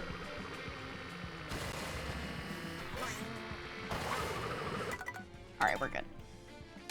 Again. It is true, man. It is true. You guys becoming Shinx haters. Damn. I still want this one. I want the Acorn Cup. You like developing IT and improving configurations? Yeah, I mean, in tech, it depends on what you're making. Like, you don't need project managers when you're just, like, keeping your existing project going. Like, let's say you work at Adobe, okay? You need, like, one program manager. You don't need all those different little project managers assigned to every team to keep the updates going, right? You really don't. But if you're in a company that creates apps for other people, you're like in product. Yeah, you really do need those project managers because you're working with different clients all the time. It depends on your client base, whether or not those project managers are going to be more or less effective. But again, company size is a huge thing. So if you have a really large company, there's just more reason to have these people to help with communication, because at scale you just need that. If you're not a huge company, you often can just eliminate that role, because a lot of their role is made useless by everyone just knowing each other. You know, like they're just not needed at that point. That's just in tech.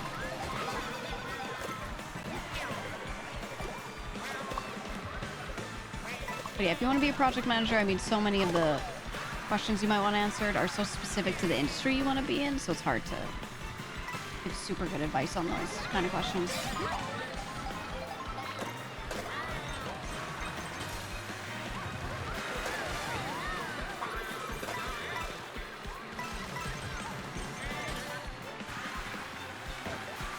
Just don't be one of those people that only says buzzwords, and when someone's like, hey, I really need this, you're like, yeah, and I'm right there with you, and I want you to have that.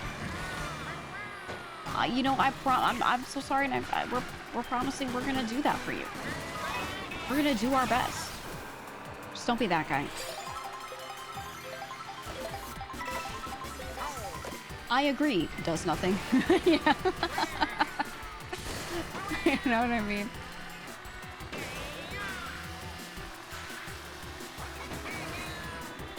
There are a lot of those, and, you know, they usually actually do mean what they say. Like, they do mean well, they just can't execute. And either they know they can't execute and they're just trying to keep their job, or they don't know that they can't execute. They actually think they know what they're doing. That's, like, the bad one. That's the scary one, because that one will never change.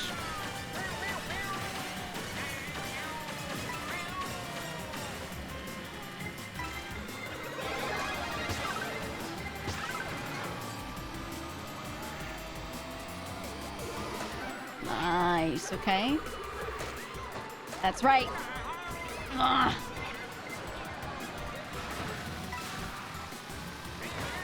That's a nice paragraph. I can't read that while I'm driving. I just wanted to comment that it was nice when I see it. I see you. I hear you. Okay. You're seen and heard in this chat. I'm right there with you, pal. And I want you to have whatever it is that you just typed out.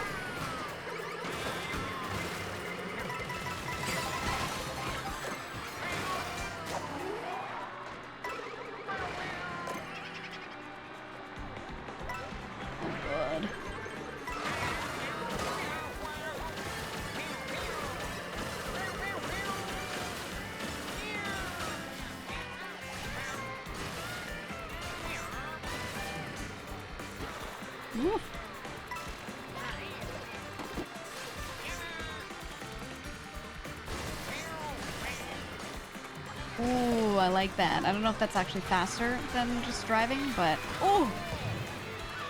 I hit the grass. Oh, skip! Oh my god. Oh, I thought you had to go down the actual windy road. Whoa! Whoa!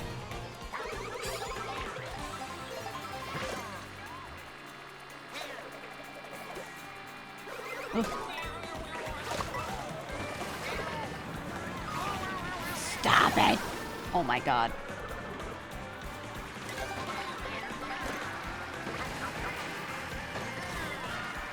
Okay, now we actually do the windy shit.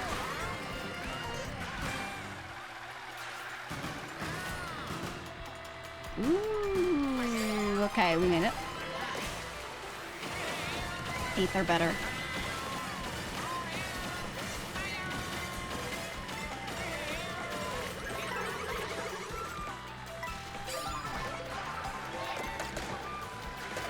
I really... Okay. I did not need you to eat 3 of my fucking red shells, dude.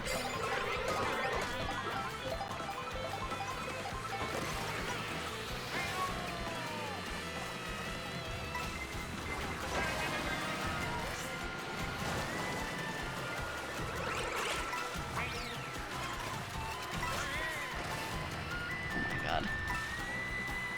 We're all, like, so close together.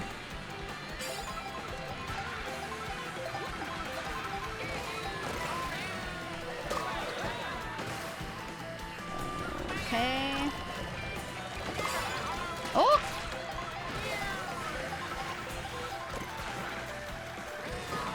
Whoever said the ink lasts longer, I don't think it lasts longer than it used to, now that I'm looking at it.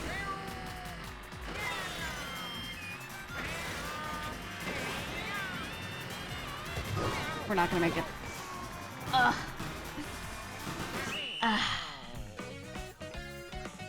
Rip. Rip. Okay, what did you say? Let me look at your paragraph. Okay, that person wasn't wrong. So maybe project management isn't the right word. I was handling Exchange, online SharePoint, security migrations all the time. Now I'm pulling tickets, excuses, 2, 3, and oh, okay. Okay. I get what you're saying. Anyone have good advice for mid-level sysadmin equivalent? Suppose I was trying to move up. No life to finish my degree online. Maybe go into cybersecurity. Scared I won't actually be able to make the jump.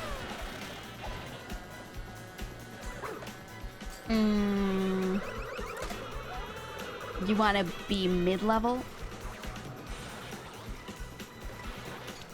You want to be mid-level? You're going to have enough years to be able to say you can be mid-level. That's what they're going to want from you. Yeah, you're gonna end up putting in a lot of junior positions like that. But they shouldn't be horribly paying. It's just if you want to make that shift, you might have to deal with that, yeah. But yeah, security is kind of budding right now, so I think you'd be okay. But if you have job experience in other things, you might be able to finagle it. Depends on how you write it in your on your resume.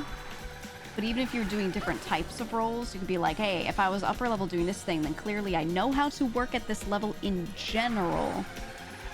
I'm just learning the subject matter a little more. They might be willing to not make you a junior, but you gotta be like really good at what you do, and you gotta fucking schmooze, man, for that. But, you know, just be really clever on how you say any old experience might relate to this new stuff. Don't be like, oh, it's unrelated. Yeah, what Oshi said. Mm-hmm. Exactly what Oshi said. They're always the blueprint for that. Always. But making the switch is good. I think it's like a good choice of what to switch to. So I think it'll be good in the long run. But you know, I had shit on my resume that really wasn't that crazy impressive. But I wrote it in a way that sounded like I was, you know, the next coming of Jesus Christ. And, because I knew I could do the work. I knew I could get the work done. I had to just convince people that I could at the level they were asking for. So I would just be like, I did this thing and it was so cool and important and crazy, and here's why. And then if there was anything that I had to prove I could technically do, I could absolutely prove it, so I knew it was good there. But yeah, you just have to like talk up everything you've done. The thing is, if you talk up the shit you've done and then you cannot do the work to back that up, they're gonna fucking hate you forever. And that's good. That's a really bad look. But it's not about them hating you. It's just about like, you'll get like straight up no recommendations, no reviews. They might tell other people not to hire you, you know, stuff like that.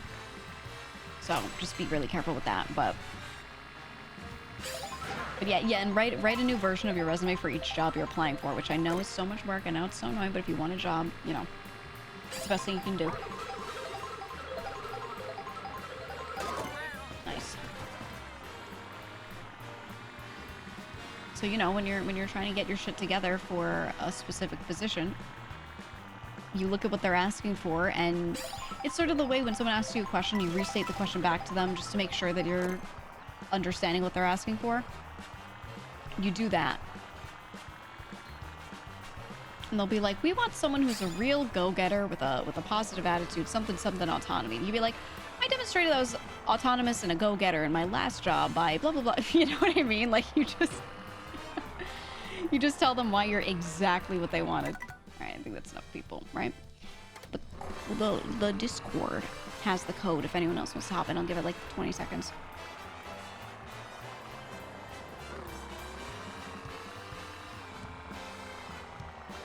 Recruiters love to see what they write in the job posting reiterated back to them.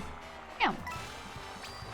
Well, because even if they look at that like, oh, you just restated what I said, they're not going to feel bad about it because they're going to be like, wow, you actually read the job post, the listing, and the description, and thought about that and tried to write me something instead of slapping the same generic fucking resume at me like I'm any other job because you don't care about this job specifically, you know? If you in any way show that you care about that job specifically, they'll be way more impressed by that than like anything else. I love this little Yoshi's drive-thru. Oh, it looks so good. Oh, I want that. Alright, we're going in. We're going in. People don't do that. They're rewriting the resume for the job they're applying for. No, there's a lot of people that don't. They write a resume and they're like, this is my resume. Therefore, this is me on a paper. And then they use that to apply to like everything. There's a shocking number of people that do that. And it's real bad. And recruiters know and can tell when you didn't try to tailor your shit to them at all. Assuming humans reading the resume. That's true. Yeah. Due to application fatigue? Yeah. I think it's a valid reason why. However, recruiters will never care about the reason why. So, you will always be at an impasse. Right? Like, no one's gonna pity you for it and be like, oh, they have application fatigue, so I'm not gonna worry about it so much. Because the thing is, someone in that pool of people is going to write a tailored resume for the job, and they're gonna look better than everyone else, and that's it.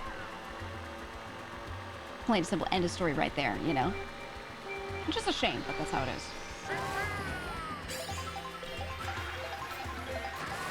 But, you know, the world is like that. If you work harder than everyone else, then you work harder. More is more, right? There is the saying, work smarter, not harder. Absolutely, yes. But someone will always be as good as you, as smart as you, and also capable of putting in more effort than you. Everywhere you go, everything you do. Therefore, you know, you can always push yourself to try a little more, always.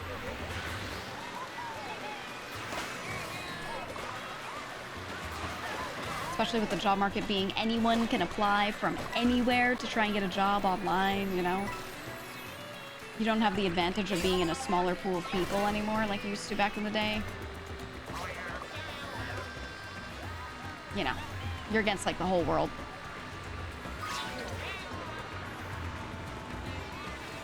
You'll also be up against someone's friend's cousin's son or some shit, you know, every time.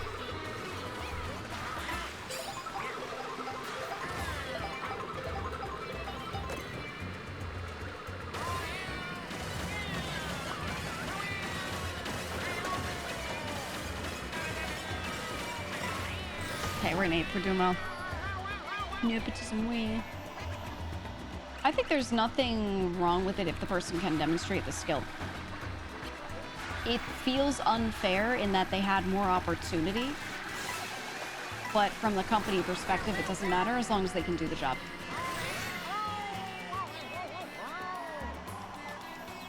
However, that's not always the case. Right?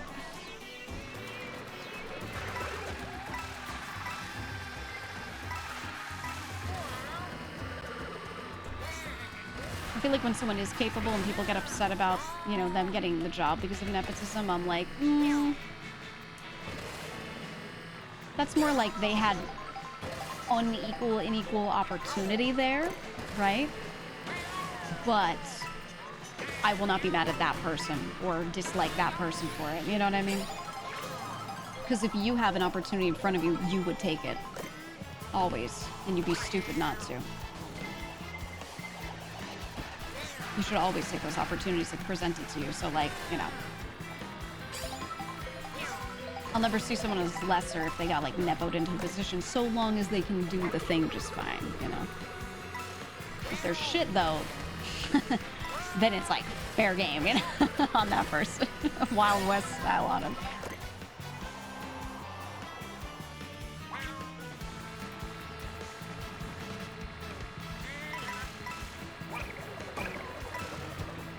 I like the clunk noise this thing makes when it hits somebody. Oh!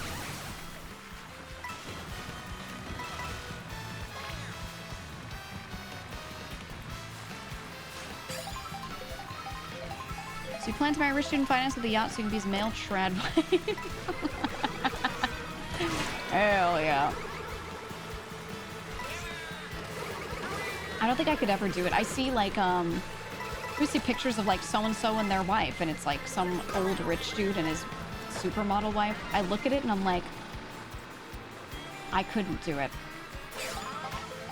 I don't understand how any person has it in them to pretend to like somebody for their money. I like to the extent where you have to engage with them. You have to actually engage with them in any way romantically. I'm like, like, what? I don't get how people can do that. That always freaks me the fuck out. Like, no matter how much money it is. I don't know.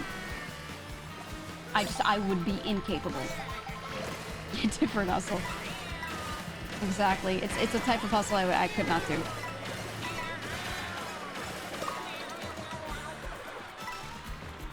You just couldn't pay me enough, man. You could not.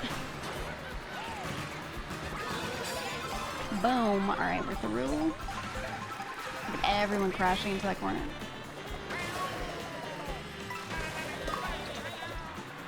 I always thought it would be the worst when they'd show, like, Hugh Hefner standing there when he was, like, at his oldest. With a bunch of Playboy models, and they'd be like, Hugh treats me real nice. I would be like, brother, what? What? Are you fucking kidding me, man?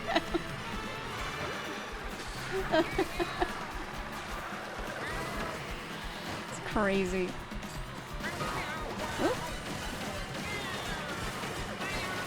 He'd be, like, barely standing up. He'd be like, I love boobs. You got it, Hugh. You got it. Go get him, tiger. Shit's crazy.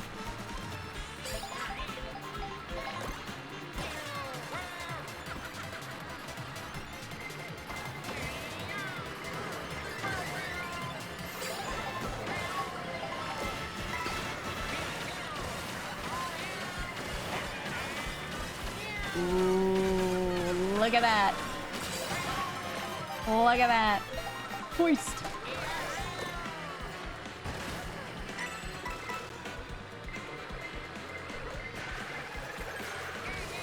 Oh. Oh god, it's over. No. Okay. Just started this leg.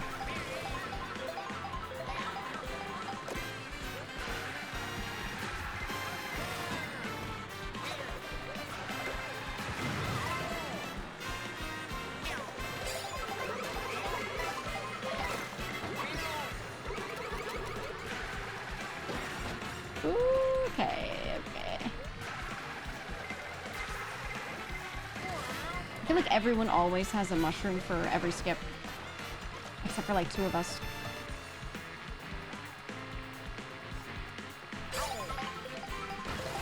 Give me some. Give me 1,000 mushrooms. Yes.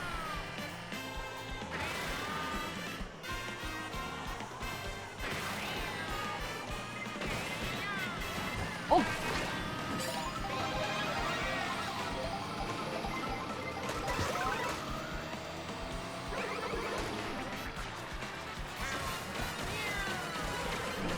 Okay. Hold on, I'm cooking. I'm cooking.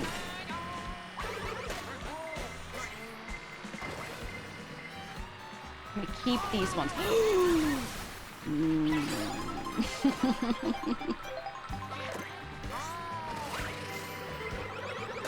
Oh my god. Always at the end, yep.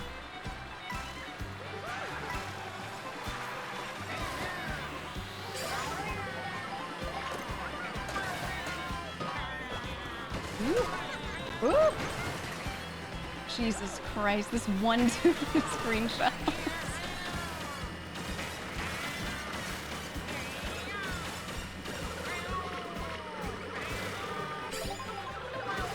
Okay.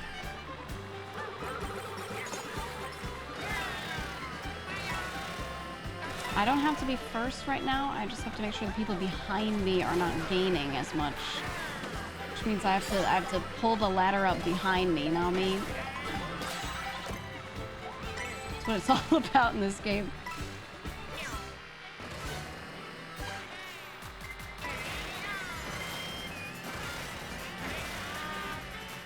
Oh my god. Oh my god. Woof. Okay.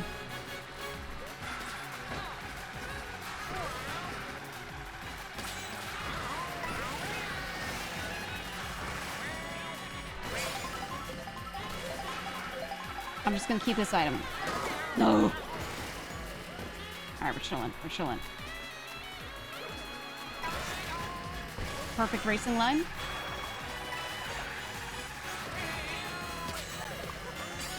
That's right. Ooh.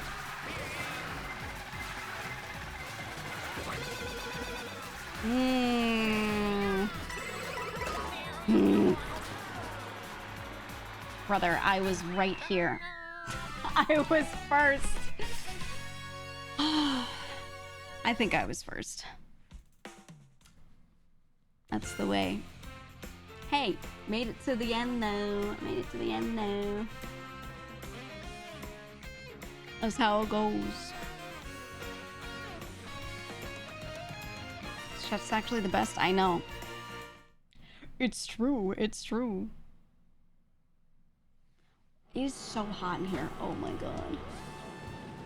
Okay, again, code is in the Discord if you need it. I'm gonna stand up and walk outside of this room and I'm gonna like flap the door. I'm gonna go flap the door with copium that it's gonna get the air moving or something. Here be.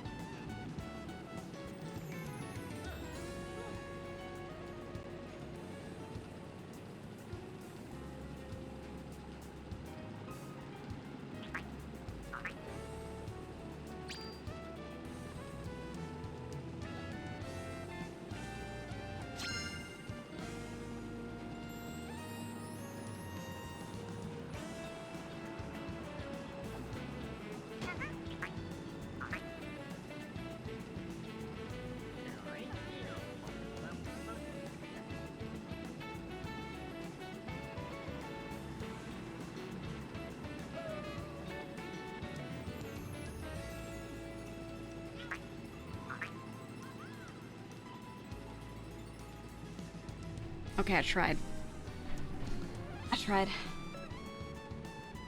Don't do it, it's 90 out. No, I don't mean like a door. I don't have a door at the outside. I mean like this room. This room specifically. Alright, does anyone else want to be in before I do the thing? Speak now. Speak now. Or is that AC or no harder to open your house because of the pressure difference? I mean, I have moist air in every room. It's just this one gets like so much sun beating down on it. But it is like a larger room, so it's not the worst. It's not the worst. All right, we're starting. We're doing it. You need your Switch 2 in 3 years? Yeah. Soon. Blackout curtains. I could draw my curtains a bit more. Like a little more. I'll do that. I'll do that.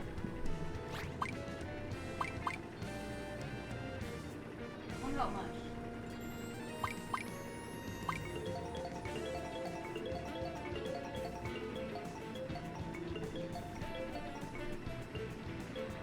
I did it. What are your hobbies offline? None. Not applicable. Reading, interacting with my cats, sleeping, staring. I like thinking.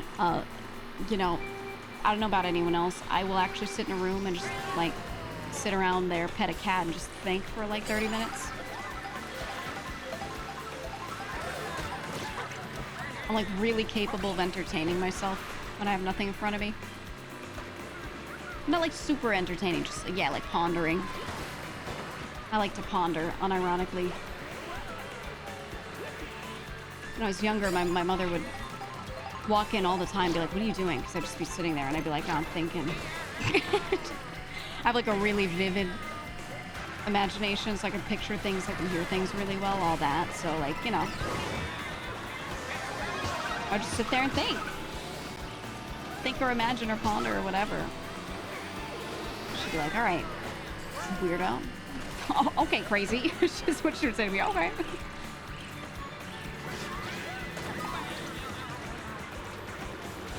Do that while walking laps around your room? Yeah, I'll like pace sometimes when I do it, or like clean something.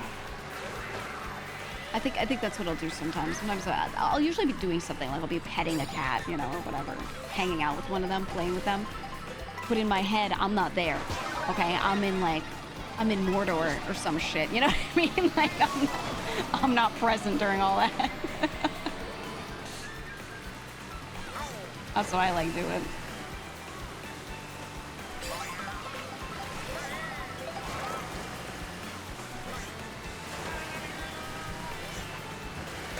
Okay. I was about to say something, but I'm not going to because I just got hit with a shell. I'm gonna reel it in real quick.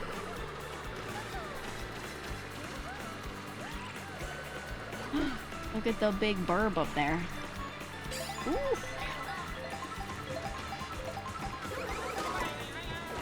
Also, if I'm like tilted like to the side, it's because I'm slumped in my chair, like that meme of the stick figure where he's like, I need to be sexier. I love that one so much. I'm sitting like him right now.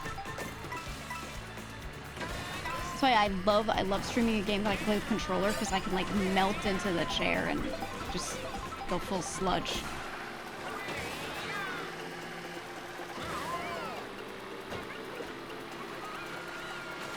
It's so nice. I can like take the back of my chair and tilt it back quite a bit, so I'll just like lay down a little. So if you ever see me like tilt it back and I look like I'm not moving much, it's because I'm in my chair and I'm not moving. It's too hot for that, man. It's too hot. If I don't make myself relax, I like move my hands a lot when I talk, and I do way too much, and then I get way overheated, so I gotta go sludge mode.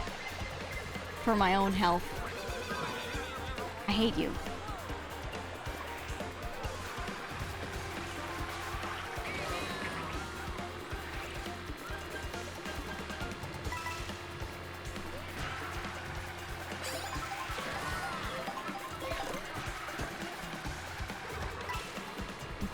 Okay.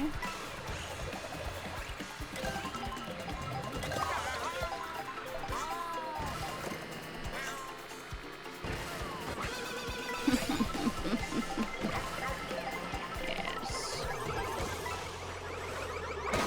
Oh! Sorry, guys. I'll catch up soon. I just got hit by a giant fish. Why me, man? Oh. Do you think that dude Chris Omega's just named that because he's named that, or do you think he's like, he loves the Omegaverse? Over or under on that? What are we thinking?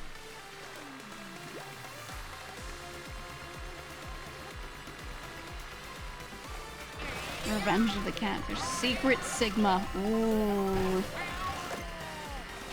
He's the last Chris. They're all dead. They're all gone, man.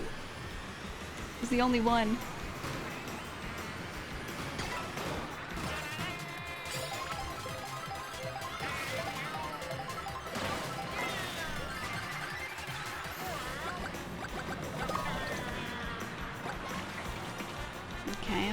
Okay.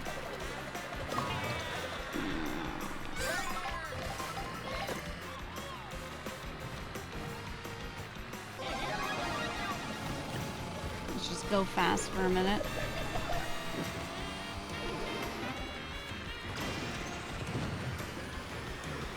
I was meant to type Chris Omegle and is really confused which site he's on. Did you see that someone made one of those sites for VTubers? One of those, like, put yourself into a random one-on-one chat sites. The same format, specifically for VTubers. And I was like, why do we keep making shit that we already have but saying it's for VTubers only? Like, let's make a product that already exists and narrow the audience.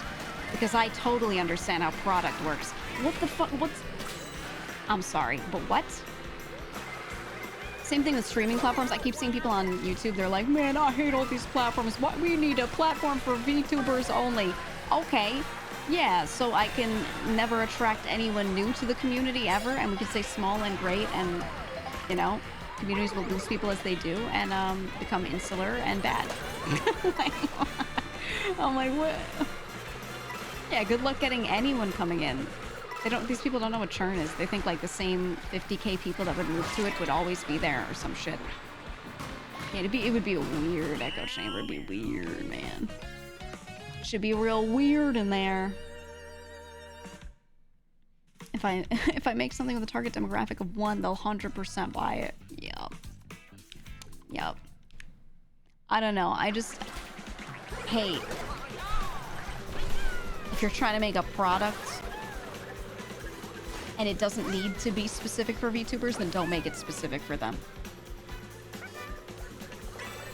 They'd have to declare the rules of what defines a VTuber. That's a whole can of worms, too. You know, early, when the community was young, like 2020, 2021, there was discourse. There were people actively arguing with each other and feeling a lot of feelings toward what was a quote-unquote real VTuber versus what was just a PNG tuber. It was like a class system. like they said people that were just PNGs with no animations were like the undesirables or some shit. It was like, dude, it was so stupid. And I was like, yo, if you have a persona, that's enough. Is a VTuber a virtual moving thing typically, and a PNG is a PNG? Yes, but like, does that matter? No. The question of does this matter which you use, is one better? No, because there were people that were PNGs that were finding great success because they were funny, or their content was good. You know, I was like, what? Who cares? And that was a huge amount of discourse back then. So if you made a platform and you're like, it's VTuber only, you'd have to deal with people trying to define what that is again. It would be round 2, the same shit. I don't know. It'd be so... oof. Anyway, don't narrow the audience, dude. If you are trying to do something on a platform that's only for VTubers, you're doing yourself a huge disservice. It makes no sense. No sense. Still some people on the internet who hold the strong belief that if you're not an idol VTuber for a Japanese corpo, you're not a VTuber and just stealing the hobby, question mark. Yeah. It's, yeah. We don't pay attention to them. VTubing's a medium. And they'll be like, it's a way of life, it's so much more, blah, blah, blah. VTubing culture, blah, blah, blah. Hey, there are different sects of culture. Okay. Is this a secret area? Ooh. Is this camel milk? Damn. There we go. VTuber dating sites. Oh. Okay. I know that shit happens. I know it's nice to be with people that are maybe interested in the same things you're in. Who wants to date a content creator? I'm sorry. I'm sorry. This is from my perspective. This is from my perspective, knowing like how on average irresponsible people are. It's one thing if maybe they had like a normal ass career first or something, I get that. But when they're just like out of college and this is the only thing they've done, and then 2 of them being together and it's all they do, I feel like, to me, some people think that's nice. That's okay. For me, I feel like that sounds torturous. Yeah, you want to retire one day. Exactly. Right. I don't know, man. I see it and I'm just like, Plus, imagine that shit being like publicized too. I think from the viewer perspective, that's so fun. As a viewer, I love that. Okay, I see a content creator couple, I'm like, yeah, tell me all about your life, you know, it's fine. But from my own perspective, I think about like what it must be like to have people care about everything you do with your significant other, and like the knowledge that if anything bad happens, like they'll see it, they'll know about it, they'll speculate even when nothing's wrong. Oof. That sounds awful. I don't know why anyone like would actively go for that. And again, like if shit happens, shit happens. But like some people are like specifically wanting to date other creators because they're like, oh, I want to date people in my field, and I'm like, ugh. Whoa, I don't know. I don't like that. And it's weird. 2 people where neither cooks or cleans. Exactly. Exactly. I say it all the time. I'm like, I'm hiring a butler, man. Like when if I get enough money, I'm gonna get like an au pair or some shit, you know? Fuck it. I'm gonna pay for a Nona. Someone else's Nona is gonna live in my place and take care of me, all right? Like that's what I'm doing. Jesus Christ, man. I would thrive on that. I would make so many alts to manufacture drama. I think it's one of the best things you can do if you're just trying to like get people to follow you, get people to be invested in you, and like you're trying to make money. Actually, like just doing a relationship arc is like the best thing ever for that. But I don't know. I'm just like, ugh. The idea of it's crazy. Parasocial Andrew. Yeah, when a couple splits up and every parasocial Andrew puts on an adjudicator costume. It's true, man. That's how they treat people. It's crazy. Oh. What if you date a cooking content creator? Problem solved. I feel like people who create content about things like that don't want to do it at home. They're probably so fucking tired of it. Maybe not. I don't know. But who's available, man? What, Donut Daddy? Like, like who's out there, man?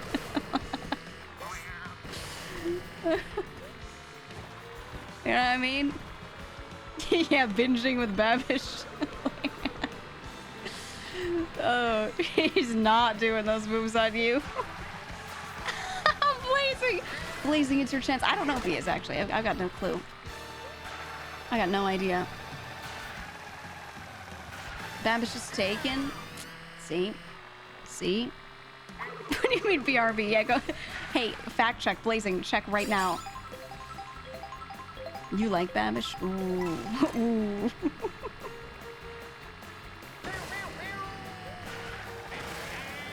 Liz! Thank you for the 5 gifted subs. Holy. Thank you for that. I appreciate it so much. All right, it's time. We're doing it. He's taken. There was a whole episode about it. Oh, I don't watch his content very much. I don't really watch him. I don't know. I just look at like, I look at content couples and I see how much people care about everything they do, and it freaks me out. I think one of the few healthy examples is like NL and Kate. Maybe I'm biased because I know Kate, but like NL and Kate are so fucking chill about it. You get to know a couple things about their lives, but for the most part, like they don't live their lives on camera. So keeping that off camera, like, way healthier. Way healthier. She also, like, wasn't really a content creator before. It was something that she was just doing over time. Like, she was being dragged onto stuff with him, so that was a bit... It was different the order it happened in, right? It wasn't, like, 2 prolific creators then coming together, you know? She didn't even know how, like, a lot of shit on the internet worked, and she reached out to him on Xbox Live, so, like... Just because she had a question, because he said something about teaching English in Korea, and she wanted to know something about that. She wasn't even reaching out to him, like, because he was a creator. That was the only reason they started talking. So, like... so theirs is a much more healthy example. You know?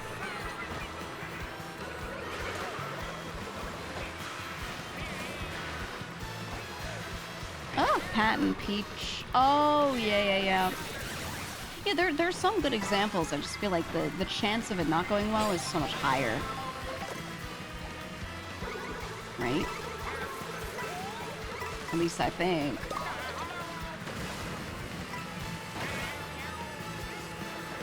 Yeah, I threw that coin shell for all of you and not myself, guys. That's right. That's right. So true. Oh! Oh my god, I fucked up. Ludwig and Connor. Oh, you're so right. You're so right. I don't know, for me it's more like, it's not about it going well or not, it's more like imagining the lifestyle that freaks me out.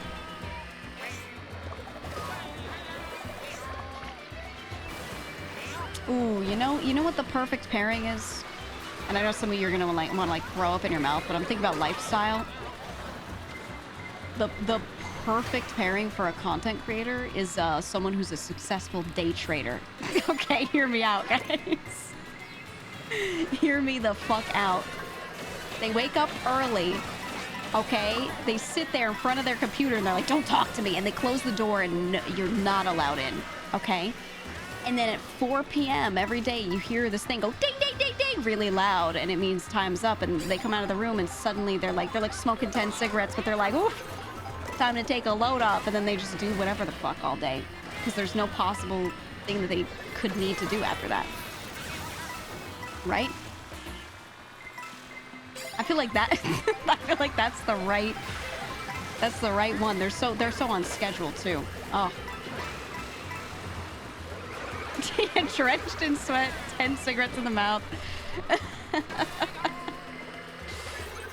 They don't care about what you did all day. They're like, don't even tell me about stream. I want to go outside. And you're like, oh, me too.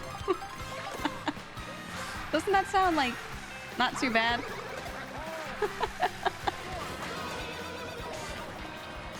Just thinking about from a lifestyle perspective, you know? The market crash.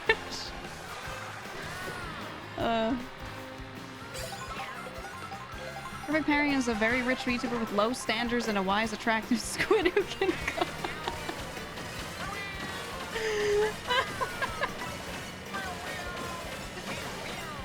You'll find one day. Oh, squid.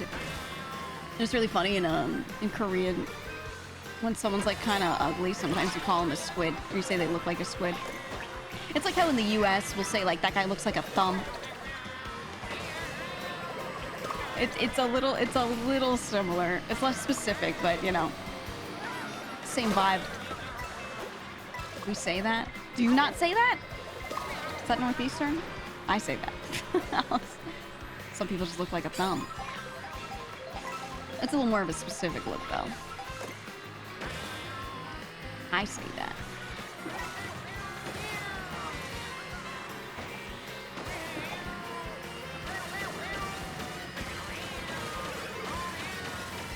Hold on, we're almost to the end of this stint here.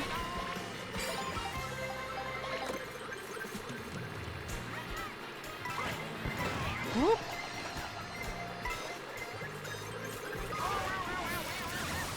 Please no. Please no. Please no, I didn't see the banana. My foolish eyes did not see the banana.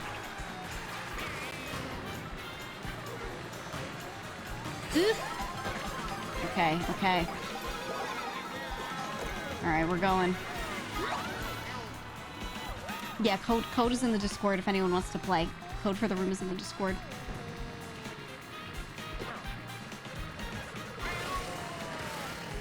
Alright, time to catch the fuck up.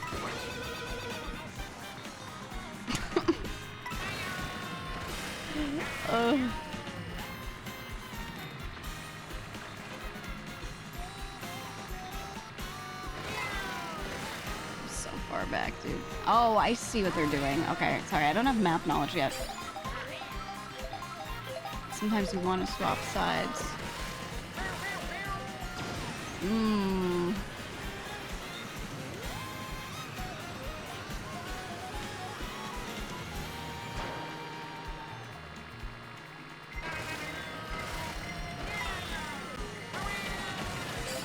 Okay, okay, okay.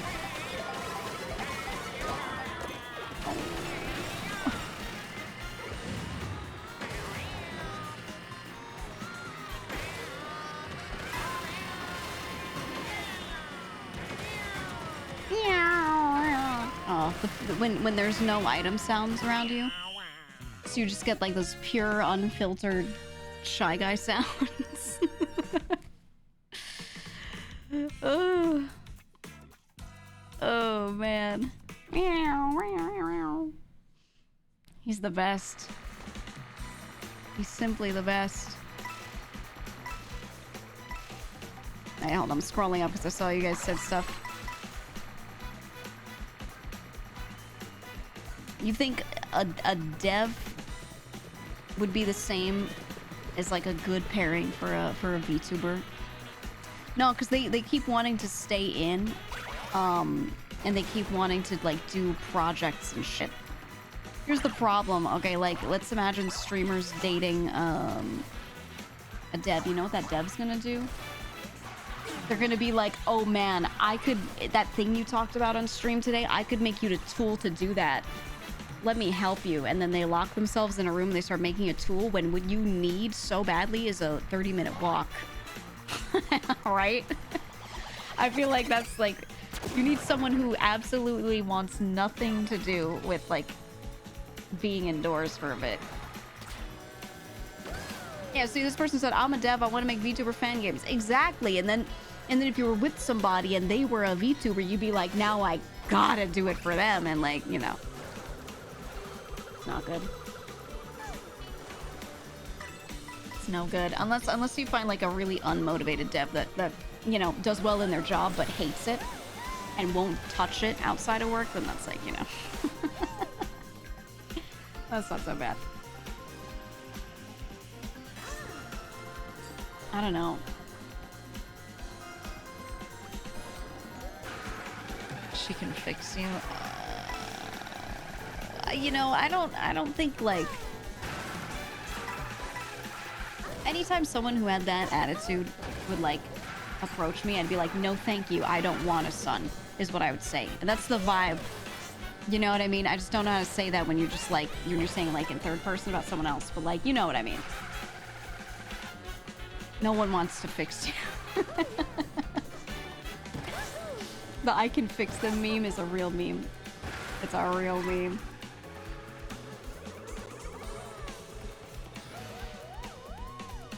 Imagine Gigi's reaction to Rob Long. If you know, you know. Every time he calls, did you get a job yet, you piece of shit? No? Alright. Well, don't call me, you know, it's like that. That's my virtual son. My fictional son. Any relationship and content creation becomes a business relation?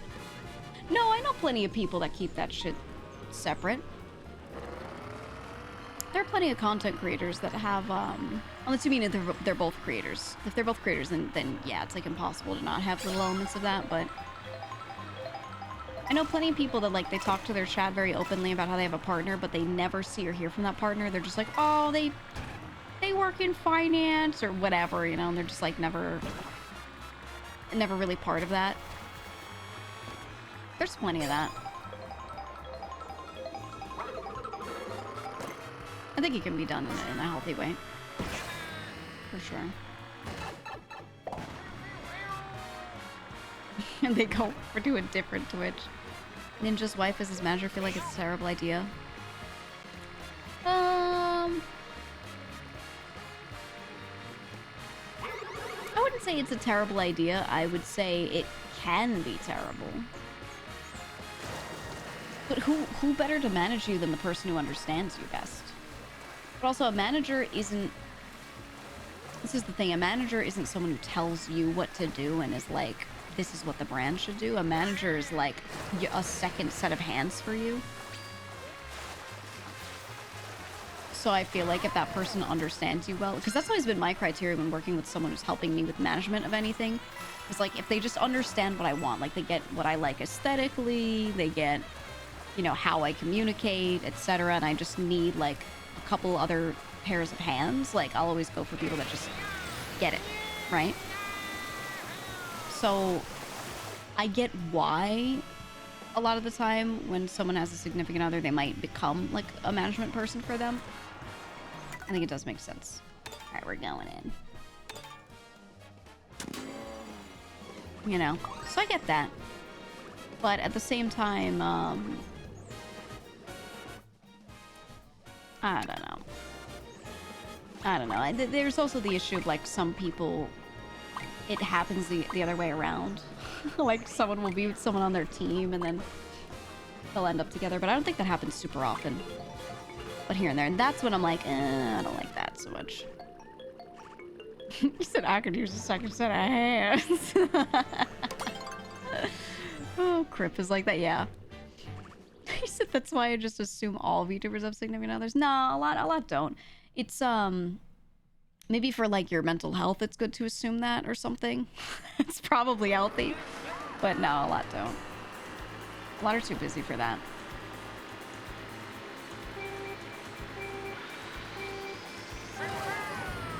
A lot are way too busy with that. Oh!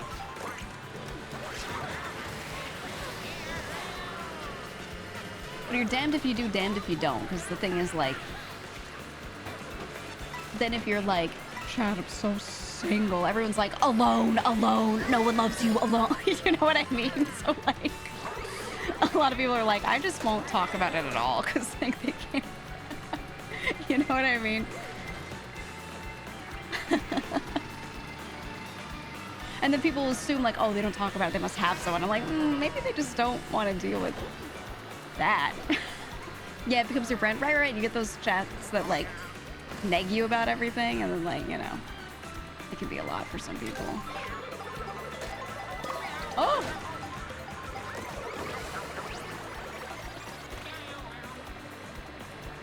But realistically, a lot of people are just kind of married to the grind set and they're not worried about it right now. It is a little scary how much some like viewers will obsess over it though. Like they're like, I have to know if this person's with someone, and I'm like, what? Oh, that's a lot. It feels really intrusive or something, but at the same time, I understand wanting to just. It depends on where it comes from, and you can't tell where it comes from when you're just a streamer. But like, if it just comes from like I just want to know more about this person, if I can relate or not, I'm like, all right.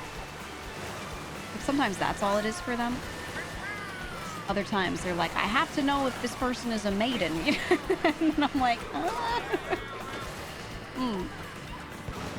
Hello, new person. I don't mind new people. No, new people are the greatest thing, actually. Just don't be weird. Normal weird's okay. Don't be like flying the freak flag weird, you know what I mean? Other than that, we're chilling. We're playing Mario Kart and talking about whatever. Whatever. You said you're married to surviving right now? Yeah. This guy gets it.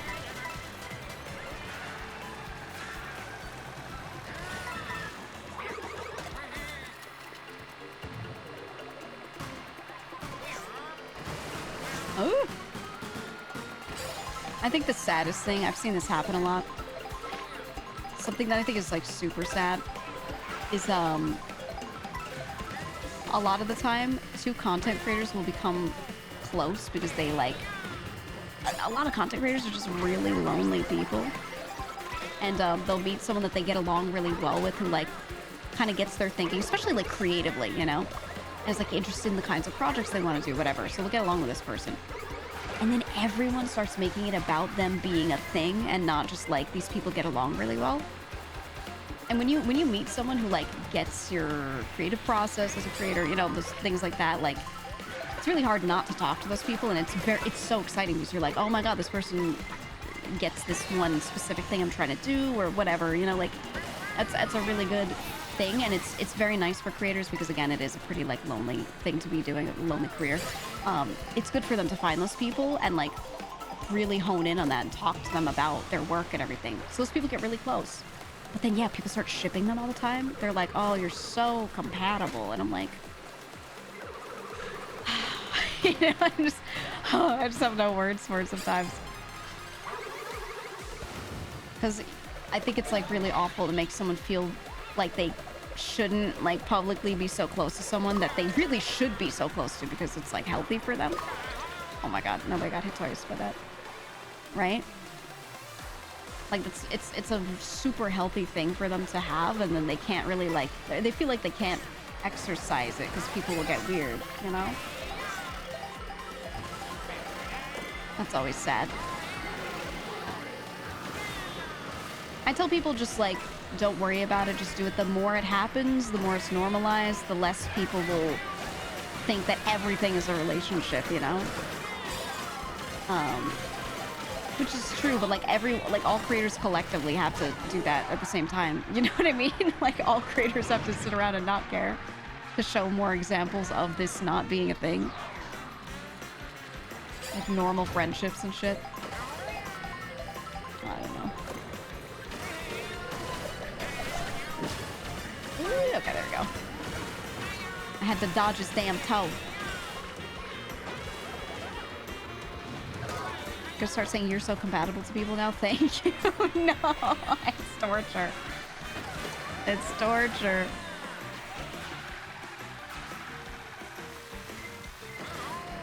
Or if you're just like I have the problem of I just get along with everyone. I'm good at matching other people's energy, and even if I have nothing in common with someone, I like to take interest in what other people are talking about, and I'm just like, why are you so interested in this? Tell me more, you know? Or whatever. So everyone will be like, oh my god, you get along so well with that person, and I'm like, pause. I get along with everybody. Resume. You know? Like, I don't know, people try to make it weird. Oh! Ain't no way I get green shelled to 9.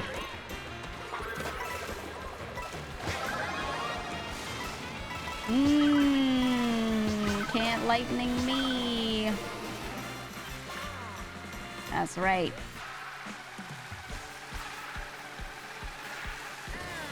That's right.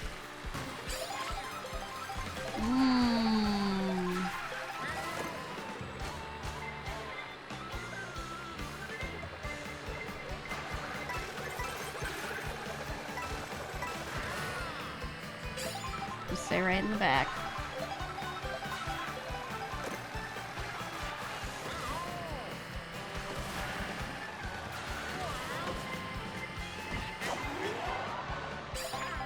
There we go. Like a crony handles hers and just ships her with herself. That's such a good idea. That's a really good idea. The only one I love is me. And then it gives artist prompts too, you know what I mean? I think that's the part that gets most annoying is like for VTubers when they get shipped with somebody. It's one thing if you just keep hearing it and you're like, that's annoying, but whatever. But then like people start drawing you with somebody and they'll be like, character A blushes and something. They start like writing entire fanfics with little comics they do. And I'm like, brother, like, as the person on the receiving end, feels so weird. So weird. And there's like not much you can do about it, really. You just, I don't know. Oof, there we go.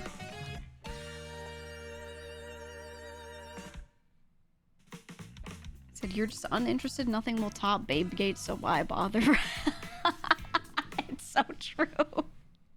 Nothing will ever top Babegate, therefore I don't fucking care. You're so right, dude. Sounds like what Vito's dealing with. What is he dealing with? Are people doing that to him? Sorry, I'm uninformed. Is he dealing with that shit? Yikes. What were they doing?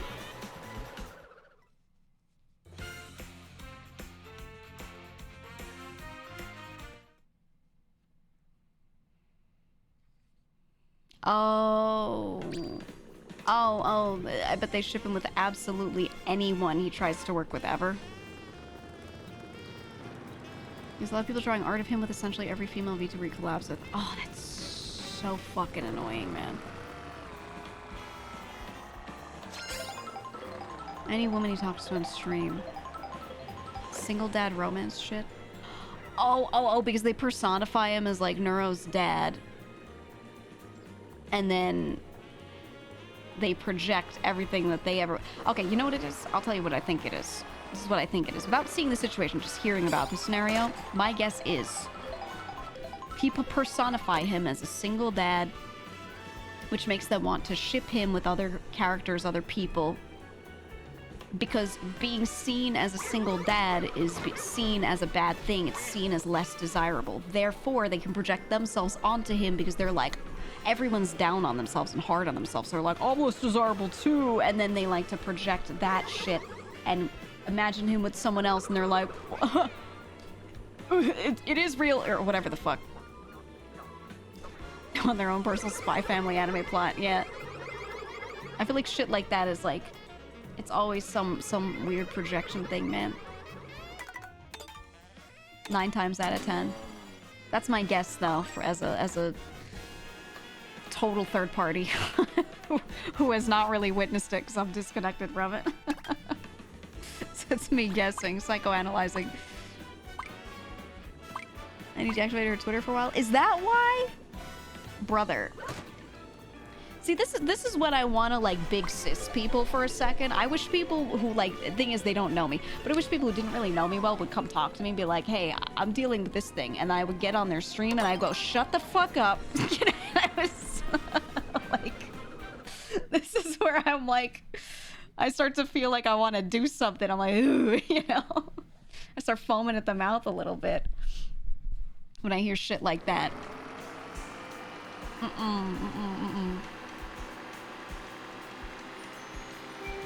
That's why I love when anyone comes in my chat and asks me a question about someone who, like, they haven't seen in a while, and I'm like, not your fucking business.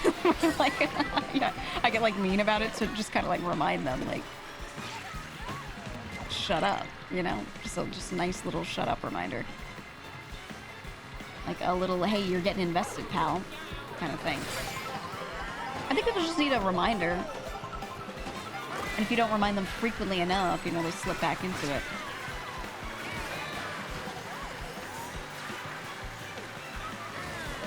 She had more going on, but it was bad.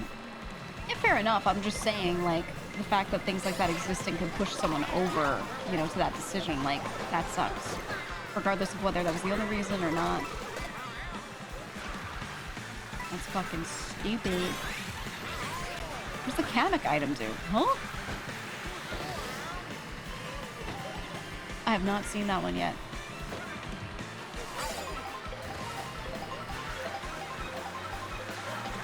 Yeah, from the top rope. Yeah.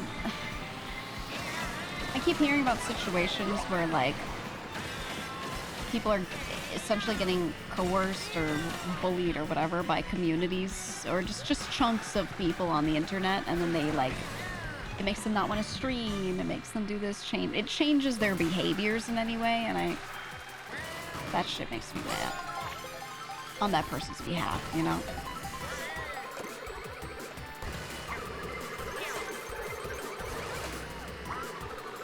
But then I want to, like, grab them by the sides of the head and shake them and remind them that they have no reason to let their behavior be influenced by a bunch of people they don't know. You know? A lot of the time it's not even their own community, too, right? It's like people that don't really know them. So, ugh. I don't like it. Someone does nothing wrong, so they'll be pressured to change. Yeah, man. Because with those types of people, when you do that, they'll keep doing it. They'll be like, oh, so I can influence you. You know what I mean?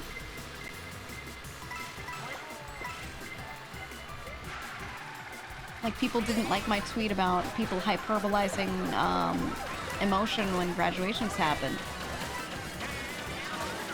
They thought it was about something it kind of really wasn't about. It was just a general statement. And I didn't delete it because I was like, if I delete it, this chunk of people that's like being, some of them were fine, and then a lot of them were being terrible, and I was like, well, if you delete it, they're gonna be like, so this person's malleable, and then they just never leave you alone. We've seen this happen 1,000 times. You can't, you know, you just can't. Know what I mean?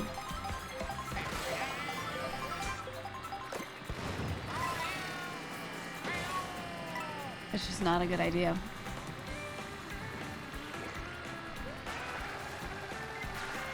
And then you treat with grace the ones that are just giving their opinion respectfully and not like trying to be a problem.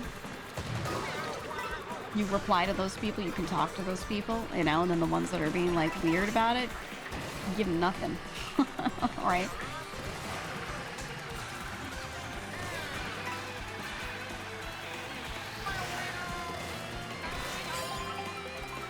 Yeah. I get what you're saying, Oshi. Like, that was kind of my message. At the same time, like, I think my wording of it was not specific enough, so I clarified. Like, what I really meant with that post, what I really meant was people will act like they can't even see that person as anything else. They will act in a way that makes that person feel like, or they'll say things with poor word choice, it makes a person feel like people in their community never saw them as anything but that character, and then it makes it really hard for them to move on happily. And people will be like, I wish them well, but it's just not the same. I can't watch them anymore. Right? They'll say stuff like that.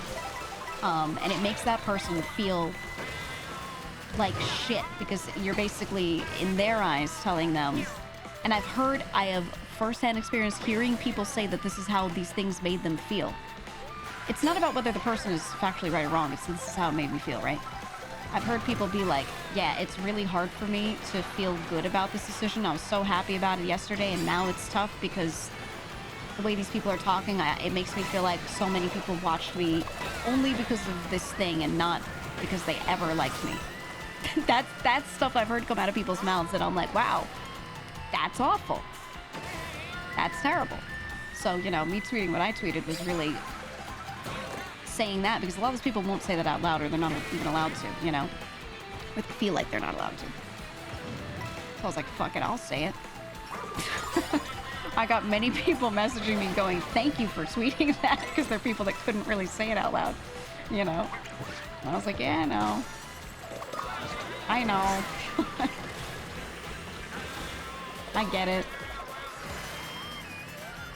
I got several people apologizing, being like, I'm so sorry for people's reactions. I can't change the situation. And I'm like, I know. You're fine. You know what I mean? So. But yeah, I didn't take that tweet down or anything, because like the base message still is real to me, you know?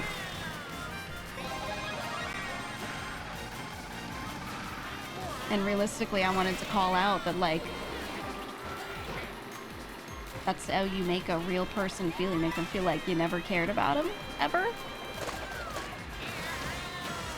It makes that person feel like everything that they did, or all the love they received, could have been a lie. And that's, like, a really scary thought for them. You know, like, that does something bad to people's brains, so.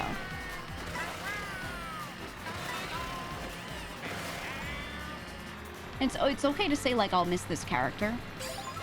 Like, man, I'll miss this because this like, era, this kind of chapter was, like, so great. It sucks that I'll never be able to see, like, these things or these specific people do these types of things. I'll miss that. That's fine.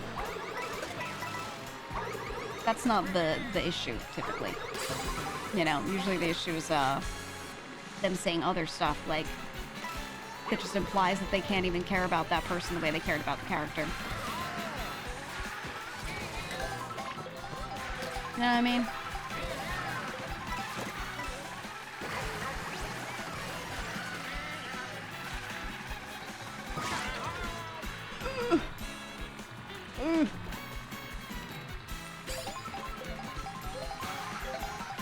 And that's honestly why I like...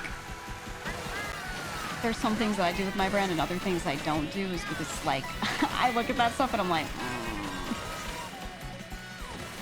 Sometimes it's nicer to just be a person with a model than like a full-blown character for that reason. You know? But the ability to monetize if you're just a full-blown character is crazy, so, you know. So I always have moments where I'm like, if only. It's so good. Think of the merchandise, man. It's crazy.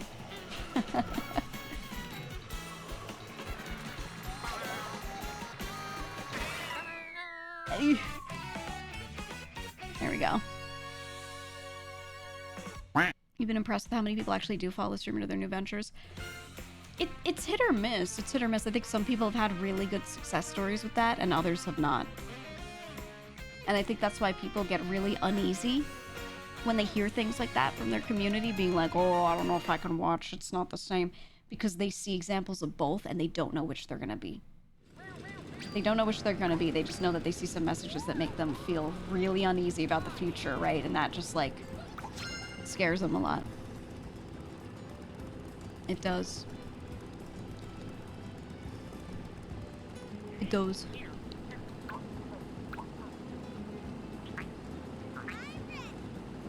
Because they do end up accidentally following a talent only after they're moving to their new venture. Sometimes, yeah. Yeah. I just think if you like the person, you should support them, that's all. Alright, if anyone else wants to hop in, the lobby code is in the Discord. Okay, it's in the Discord. You don't follow VTubers VTubing at all? Yeah, the TLDR is like... Some people, most people own their IPs. So when they want to move platforms, go to different ventures, whatever, like, they keep their IP, they're the same character, it's all them. There are some people that don't own their IP, a company owns it, and they're just sort of like the voice actor and character actor behind it. And then if they no longer want to work with that company anymore, the company keeps the IP and they have to move on to something. So they have to create a new persona, use a new account, or maybe an old account that they used previously, things like that. They have to start anew, essentially.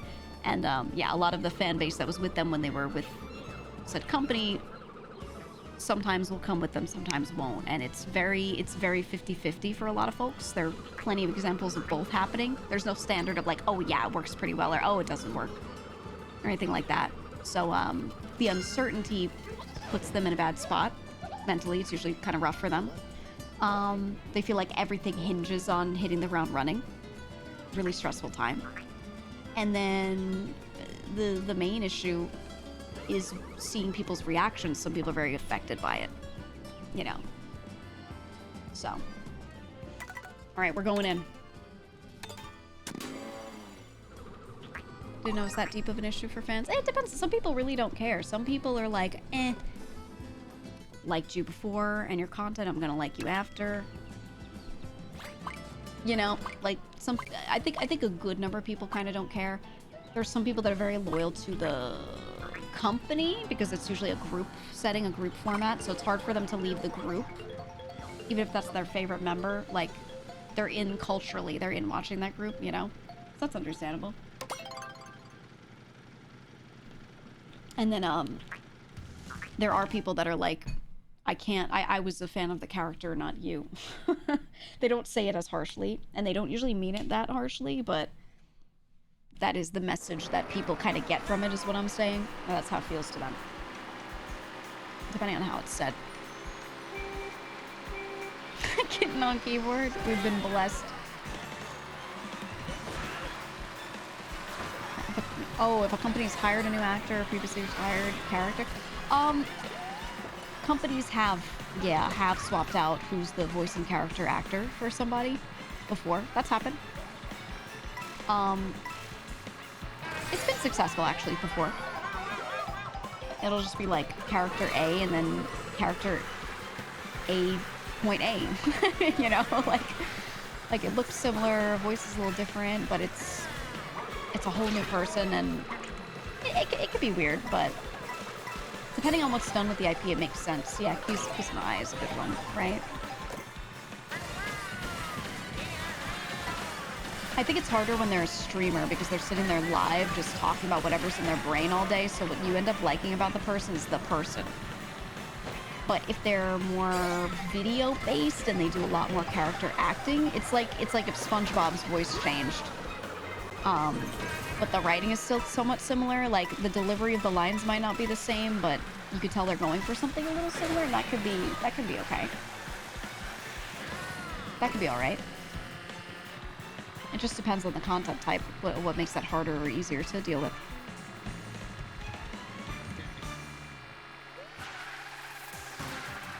Depends if people only follow on the platform and not anywhere else, and they likely won't transfer.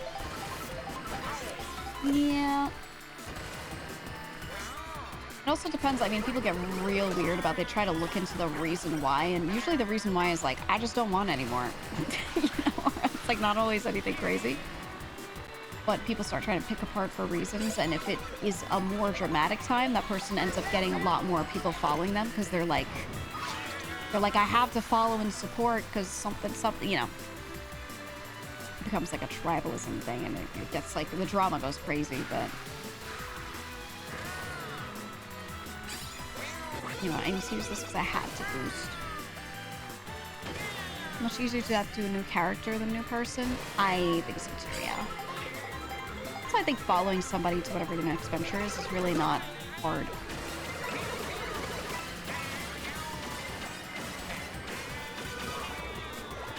I don't know, if that person's excited to do their next thing, then like, I'm excited for them.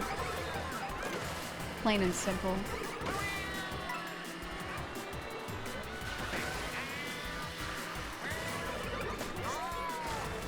Drama drives engagement. It's so...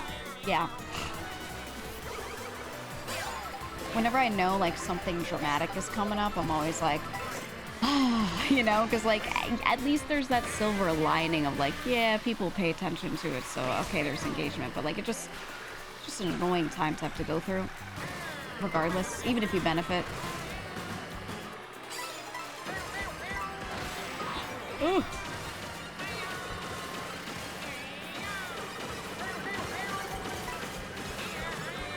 Your battery started running low. Yeah, all good, all good. We've been racing for a bit.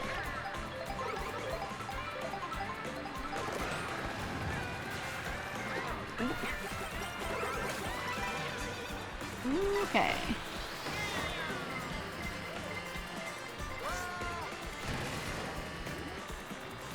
Oh, new streaming platform? Like if someone switched to YouTube? I think there is a good number of people that, yeah, straight up won't change platforms. I think the hard one, so I think YouTube to Twitch is rough. There are a lot of people that watch on YouTube that, like, they hate Twitch so much.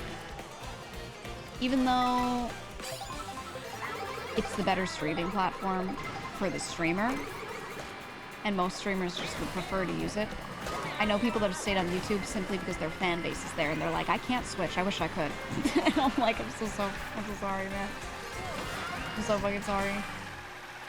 But also you have to think about what kind of audience you want. Sometimes you might prefer the YouTube or the Twitch audience, you know?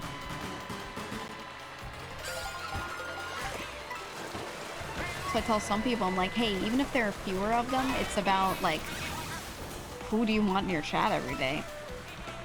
You know? So try both, see what you like.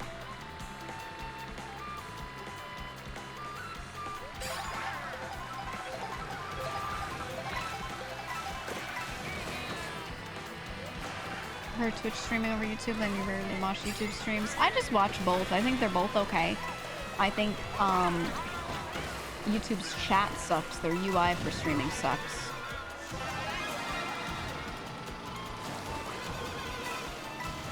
That's really it. They're very similar. They're very comparable for the viewer, I feel. I think it's a bigger deal for the streamer.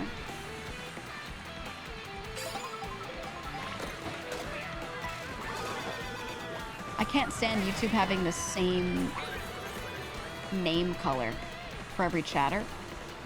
It's like there's a sub color and there's an unsub color, and that's it. And it feels like a caste system a little bit. But it makes it harder to just pick out and line read things. So like, if someone says something and the chat is scrolling, it's harder to snap your eyes to that person as their message is scrolling up and to keep reading it. So I find YouTube chat is naturally built in a way that makes it harder to engage with your chat. if it's moving at any good pace. It's rough. It's rough. Seems hard to spontaneously stream on YouTube. That's the other thing, yeah, it's good for like if you do episodic content or you're chill with like setting up a weekly schedule and getting all of your waiting rooms set up early. It's not the worst. But streaming historically was always a thing that people did off rip, you know, like I start between 2 and 3. Sometimes I start at 2:10, sometimes I start at 2:45. I just start whenever, you know? Whereas with YouTube, you schedule your stream and it says 2:30 and people are waiting there at 2:25 and they're like, 5 minutes, guys. Oh, 4 minutes, guys. You know, like their expectations are really strict.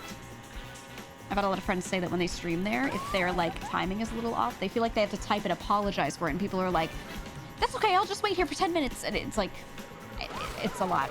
It's a lot. Twitch streaming feels more casual for people. So that's why a lot of streamers prefer it. They do. There are also certain chats that feel more of like pay to be seen on YouTube that I know sometimes. Yeah, I mean, you have the super chat system.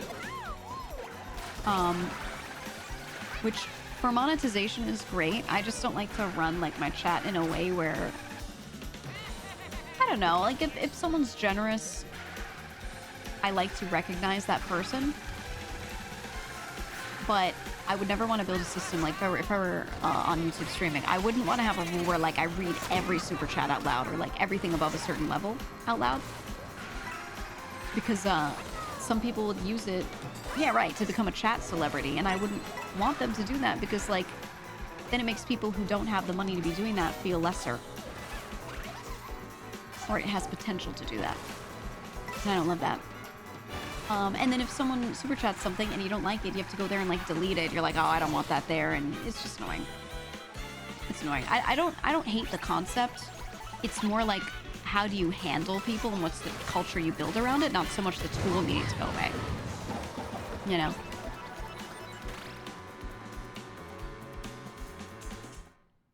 YouTube feels more like a TV alternative than Twitch does. Twitch seems more like talk radio. Yeah, I agree with that. I agree with that. Chat celebrity? Yeah, like when someone comes in and they do things, they say things, whatever, and they just kind of become like a main character, and if the streamer like allows it, other chatters will often join in. They'll be like, oh, that's the guy, he's the fucking man, you know? And some people handle that well, some people handle that gracefully. Other ones start to build expectations from the streamer and from the community because they like think they're more important now than other people. Right, they'll share their opinion on everything. They start to think that they're more important sometimes than other chatters. And like, again, like I like to make it clear that gifting is great and we respect that, we appreciate that. But we're not going to treat someone as like more important than someone who doesn't gift just cause. Right? And make that person feel lesser because they didn't gift. It goes both ways, you know? Like librarian.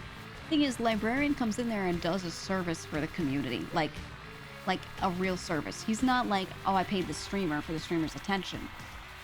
He's like, I'm doing work that makes this streamer more famous. Arguably, NL would not be nearly as popular as he is right now if Librarian's channel didn't exist.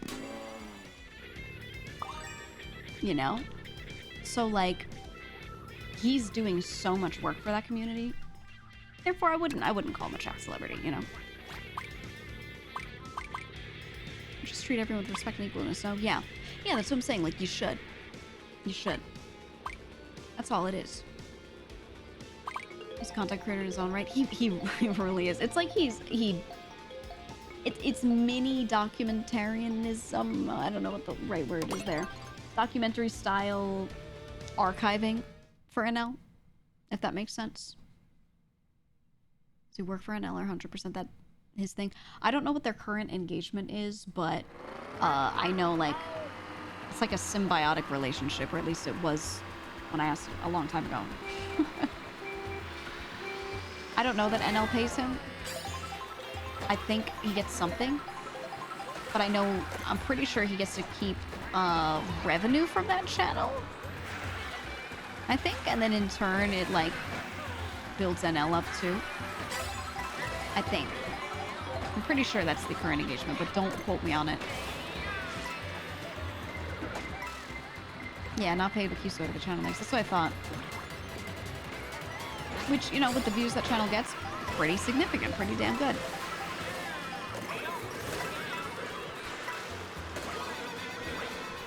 And again, that channel has done so much for building up NL's brand.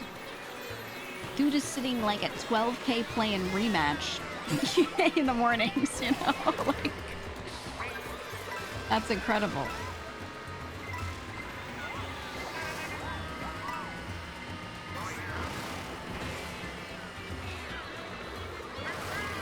It's like Sonic National Complex takes NL content and it keeps whatever he makes. Pretty much, yeah. Same idea. Oh.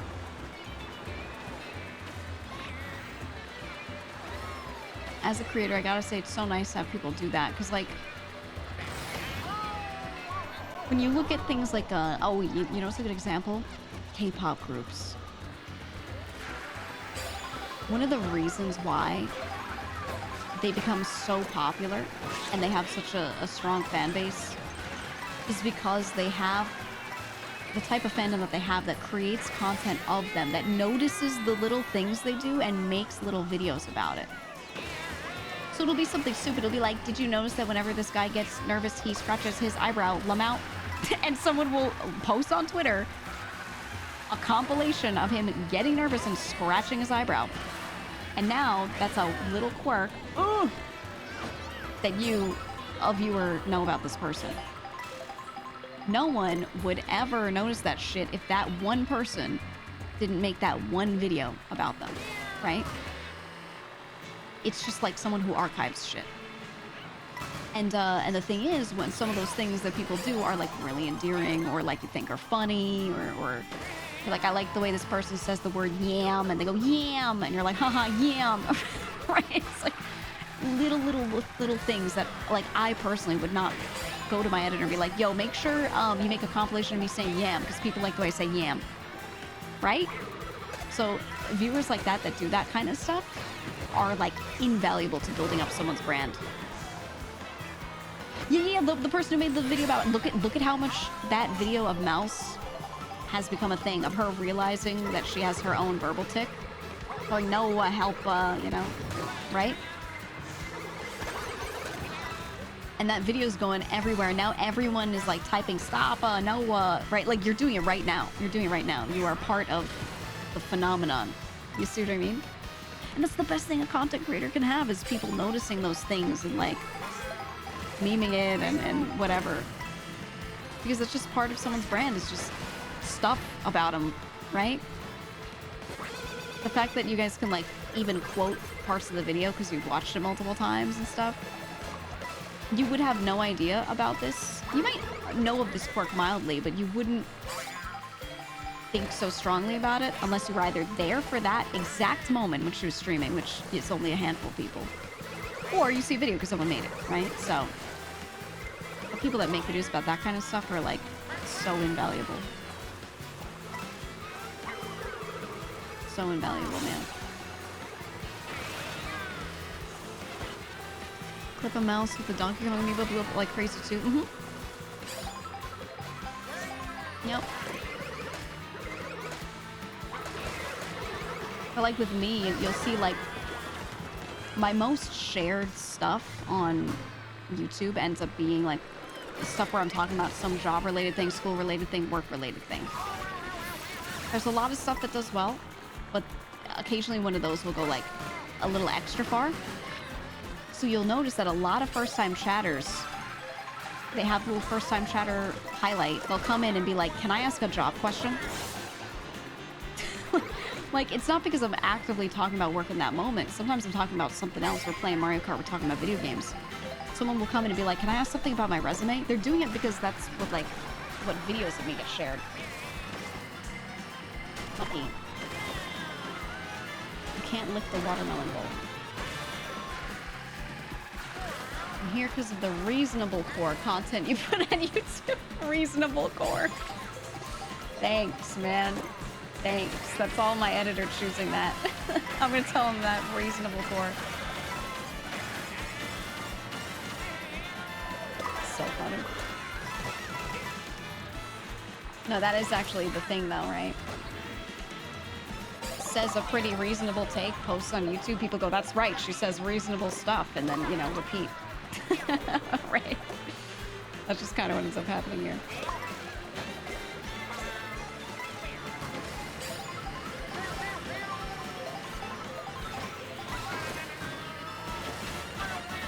Okay, we're gonna make this one.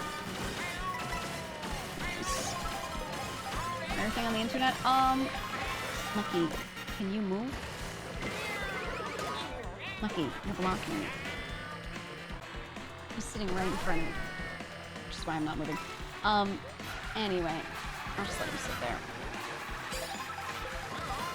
I think, if you do content that makes you seem like a very unreasonable person, or you're like, ooh, so wacky, or whatever, you know, I think you arguably will just make more money in the short term. But I don't think you build a lot of respect that way, always.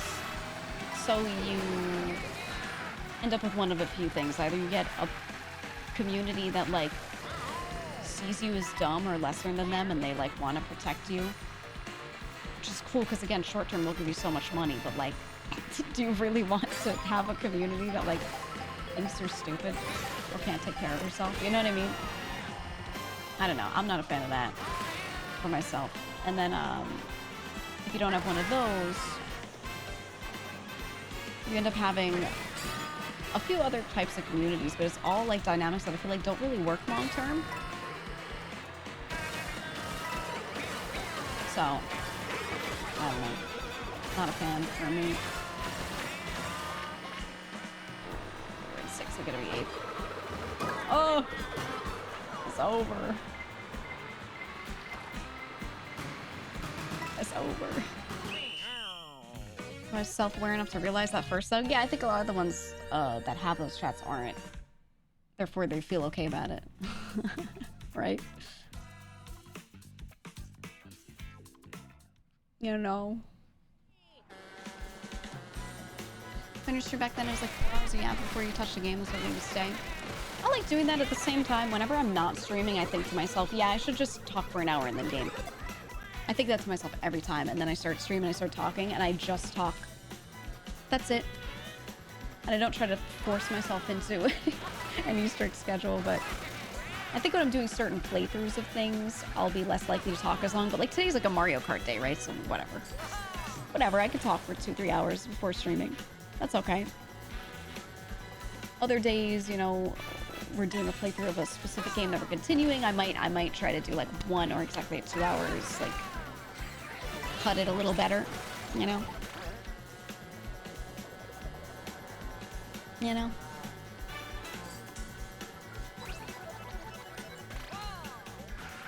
I'm just scrolling through what they said.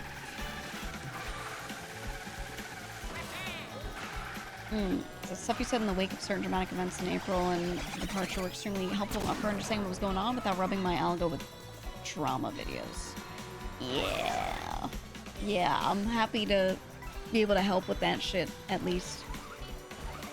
I think the most annoying part was there were some people that, when I was commenting on, like, the April drama, when it first dropped and I first said something on stream, there was only, like, 1 Google Doc out, maybe 2. I'd only read 1. I'd seen a couple tweets, and I gave some comments, and I was very, like, wait and see, you know? I was like, it is true that some of this is just business, but at the same time, you know, it's not good. I still was like, this isn't good, right?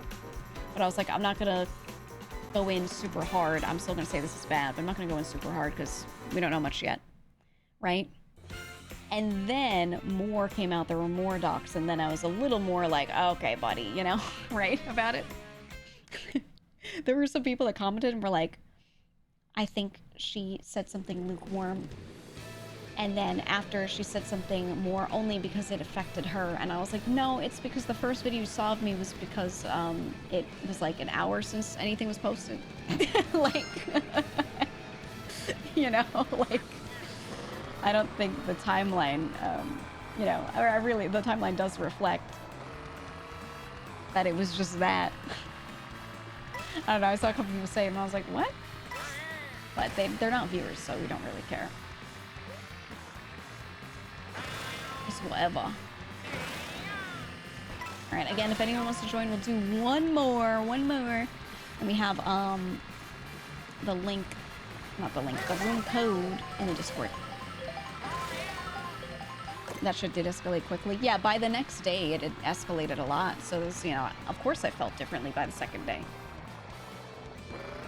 Yeah, it was a shit rocket.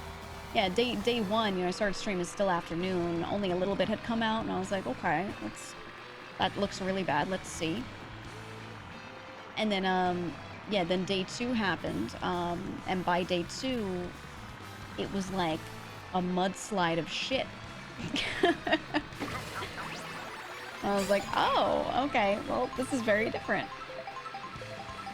It wasn't about me being personally affected at all. That was something that, I'll be honest, when I when I tweeted, just found out why, whatever, I actually knew for a little bit longer than that.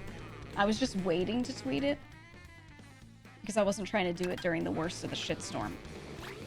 I was trying to do it when things had calmed down just a little bit, you know? But yeah. Buying the new Donkey Kong. I don't know if I like the way they did his eyes, actually. Like, sometimes his face is different. His eyes are different. Should post in your own doc when you open it, you just see this. You know, I'm gonna keep that in the back of my mind. And should something dramatic happen and people really expect, like, me to comment, I think that's just, it's gonna have to be the way. It's gonna have to be the way. Right?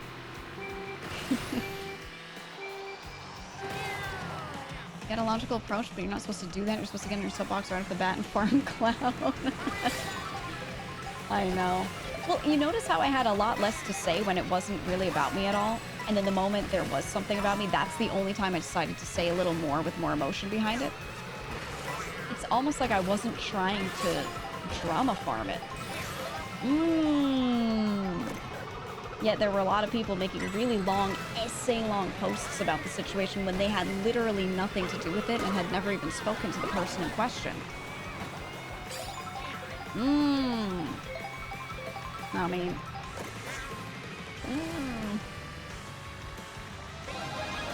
Hold on, I gotta squash some kids. Come here. Fucking Nandi. Alright. Moss Witch... no, it's old, it's old. It's old, don't even worry about it. Old news were like 5 flavors of the month beyond it.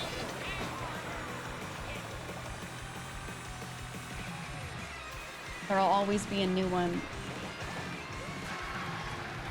There's gonna be a new flavor of the month this week. Then there'll be a new flavor of the month, like, you know, a couple weeks after that or something, or... There's always a new one.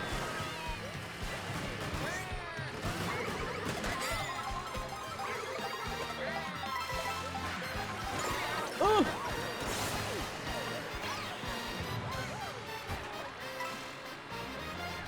There are only 3 people that needed to make any statement as long as any paragraph. Everyone else is just yapping. Yeah. And the thing is, right, like, I had a whole scenario I could have talked about, and I was just like, let me sum this up in one sentence and then not really talk too much more about, like, the details. And that's exactly what I did. I made, like, 1 sentence long tweet with a meme. You know? That was it, man.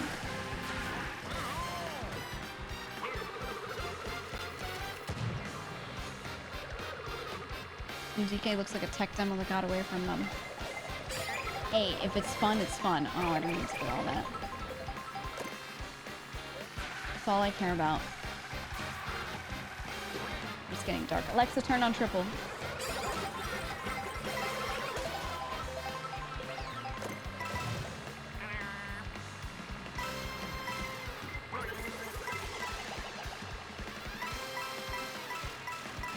Give me my coins. Oh!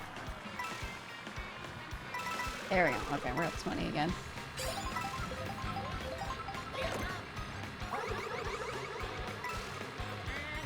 Come around the buttons now. Yeah, don't they look gross? The little pill-shaped buttons? I don't know why. I don't know why. It feels like it was trendy in 2010 to do that. I don't know why they went with rounder buttons too. No clue.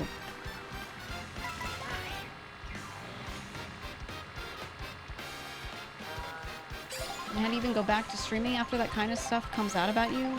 If you just pretend nothing happened and a mods ban all dissenters.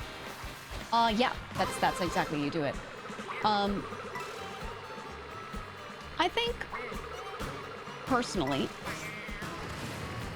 I think when someone does something terrible, unless they do a crime, I don't think they need to be de-platformed. I don't like to see it. I don't like to see that person, like, who did a bad thing come back and act like shit's sweet, you know? I feel that way. However,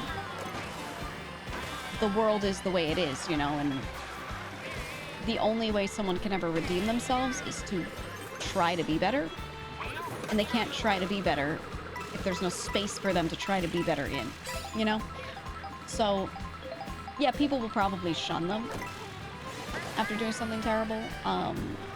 People will not work with them. That incident will always kind of taint the name, for sure.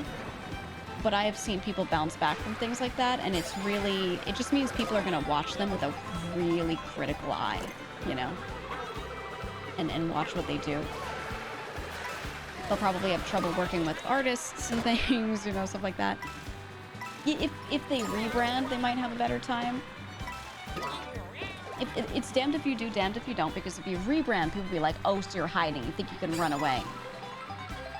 No matter what you say about it, people won't listen to you. They're just going to formulate their own opinion. And then if you don't rebrand, then anytime you go anywhere and someone's like, oh, I'm watching this person now, people are going to be like, oh, did you hear about this thing that they did? No one fucks them.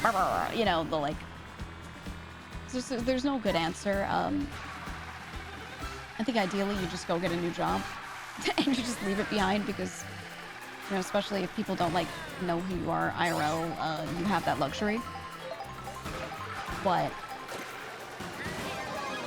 if you don't mind being really lonely, you can't just come back. You can. And people will unfollow, and people will not watch, and there will be some people that will be like, I separate art from artists, I'm here to be entertained, right? Like, there will be people with differing opinions, and that pocket of people they'll be able to maybe cater to? I don't know. I'm just thinking about realistically what would happen if they, like, do come back and everything.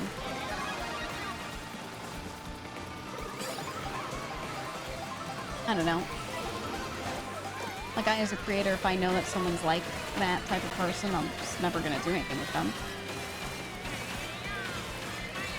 Plain and simple. But I'm not gonna campaign to have them thrown off the platform. I'm just gonna be like, guys, ignore them if you don't like them. You know what I mean? Like, I'm not gonna, like, go campaign for their entire career to, like, fully end and they can never come back. I think that's more for people that are, like committing crazy crimes and stuff.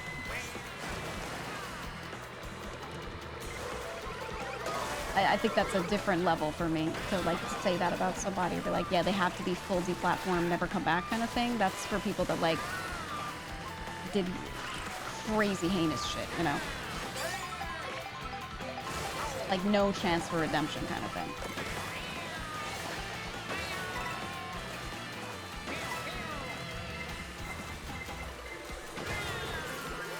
I don't know. We'll see what happens. I don't know if being a creator is worth it if your income goes down below a certain level and you're, like, scorned by the community. Because, you know, if you're not making much from it, but you're doing it as a hobby, you're doing it as a social thing, then yeah, it's still great. It's wonderful. Like, you can still make a lot of friends through it. You can have a great community, whatever. But if you're, like, generally scorned as well, and your income goes down a lot because sponsors won't work with you and people aren't watching as much, I feel like it's gotta be so hard to keep it going. Right? I don't know.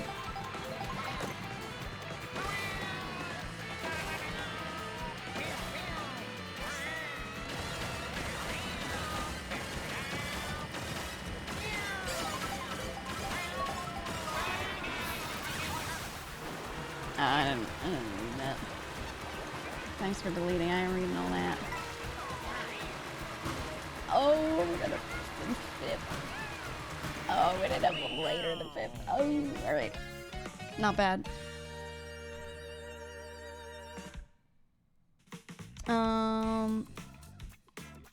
Yeah, what Chris said, you said, that's like treating it very much like a work confidentiality agreement. Keeps shit to yourself, don't engage with things that are bad, but if someone breaks the law, report it through lawful means, and society will take care of it. You don't need to make a campaign of anything. Procedure will usually handle it properly. Yeah. That's why, like, if someone does something that's socially very bad, morally very bad, but they didn't break a law, I'm not gonna be like, you have to deplatform them or whatever. Obviously, I hope they get less, right? Like, that's obvious. But I can't control that personally. But I also am not a fan of saying people can never be given space to try again. Because I have seen some people learn from things. I do also think people typically don't learn, they just mask better. That's my personal opinion. But in case they're one of the outliers that would actually change, I don't think they should not get that chance. Right? Doesn't mean I think it's likely that they'll change. I think it's very unlikely. You know, I'm very cynical when it comes to that kind of stuff. Very jaded on that. But innocent until proven guilty on that one is how I feel. Like, if that person's going to change or not. Right? It's hard to change as you get older. Oh, yeah. Yeah. 100%. I think people don't really change once they're past like 25. They really don't. Once your frontal lobe, or not even your frontal lobe, prefrontal cortex specifically is like really developed at like 27, you're locked in, man. You're locked in like that forever. Has anyone in the streaming space ever been effectively deplatformed? Seems like most people just move platforms. I'm sure there have been some. You probably like would hear a name and be like, oh my god, yeah, because they've been deplatformed, you don't remember them. But yeah, no, I think most people end up just coming back. They do.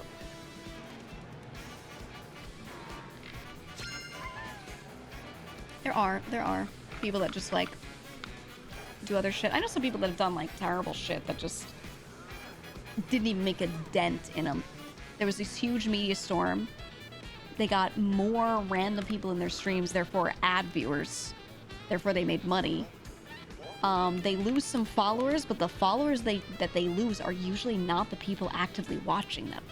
So people be like, oh man, they just lost 50k followers, they're hemorrhaging followers. And I'm like, yeah, but there are followers that actively watch you. And there are followers that don't. And with streamers, I really wish the follower number would display two things. It would be like all followers and followers that have returned within the past 3 months. Okay? Because I got friends that have like 500,000 followers and stream to like 200 people. Right?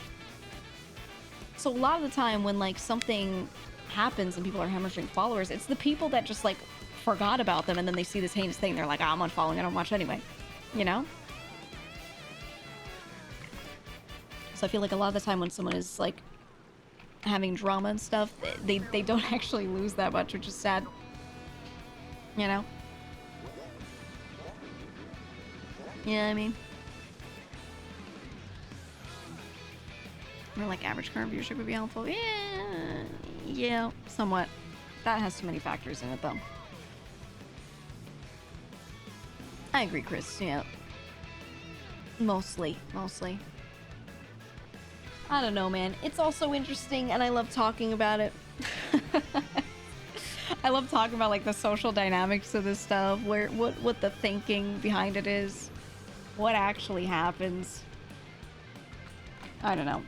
I guess it's like a comforting thought to note that if something super dramatic happens, like you can usually come out okay, but at the same time, you hope that it's not dramatic because you were terrible. You hope it's just dramatic because of the situation, you know?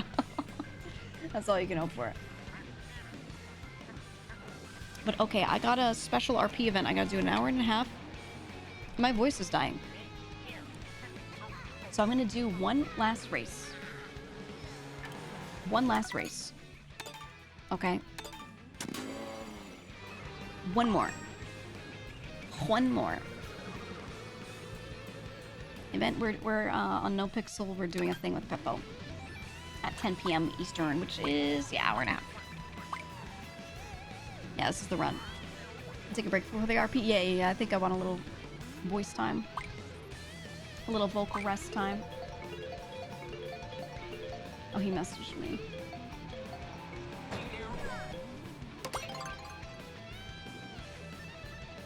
He said, today is the day. 10 p.m. EST at LSIA. There we go. I don't know if I'll stream it. I don't know if I'll stream it on my alt. Because I don't know how big of a deal my role will actually be. So I'm just there to help him with his shit. So I would just go watch it on his stream. Maybe we'll raid him if he's live. I don't know if he's going to go live later or if he's live right now. Does anyone know? Yes, today. It is.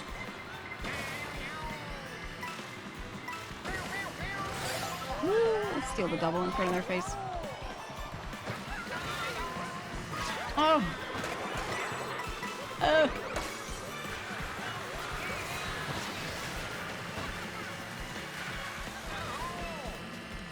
Okay, there we go. Not live yet? Alright. If he's not, we can read someone else, but if he does go live before we end, then we'll raid into him.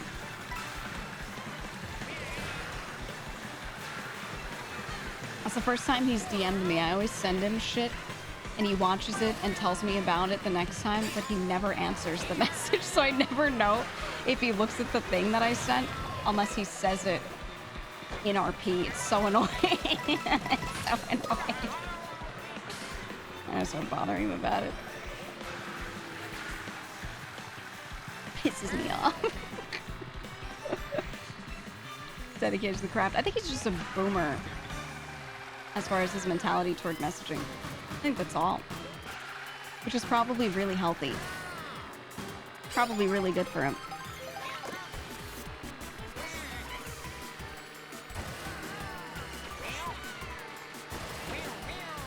I don't know, we do know he does like a lot of millennial depression content sometimes, so we wish for his help.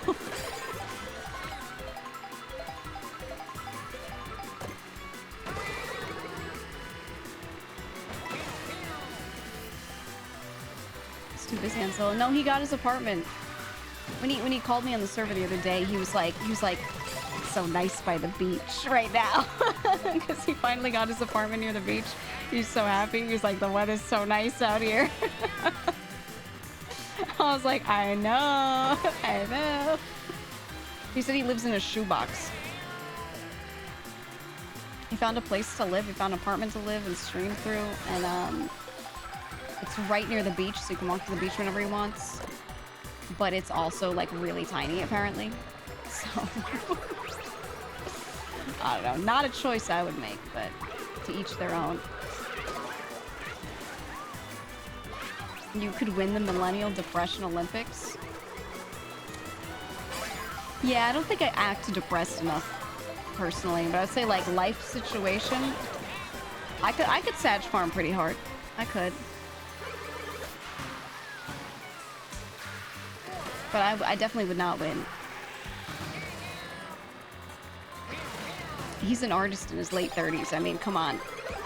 What's more depressing than that?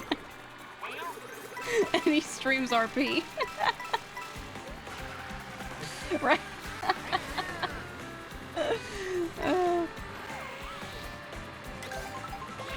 that's why it's the best, man. Because then everyone sits in chat. And it's like, yo, me too, man. So good.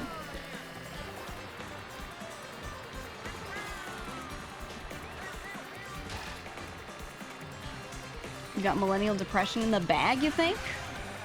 What would your content be? Would it be looking at Zillow apartments by the beach? I think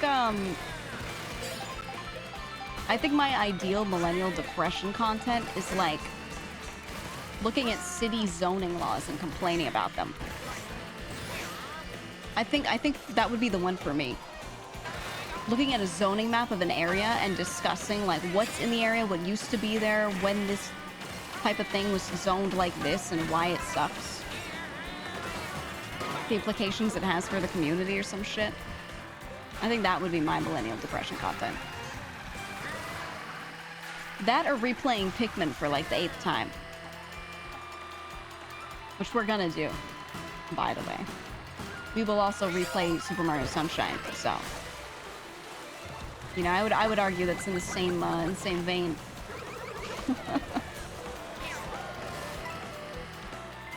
Oh!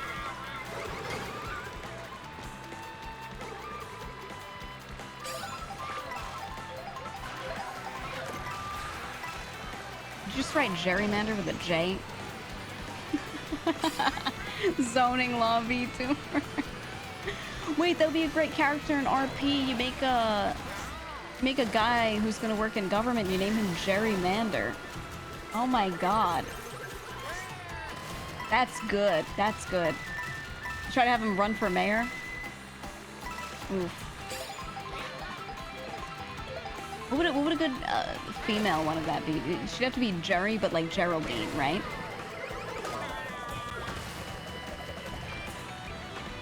Geraldine Mander.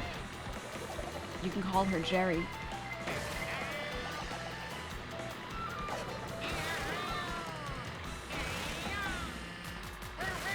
I'm not one to talk. My cop's name is Maya Peanuts, so...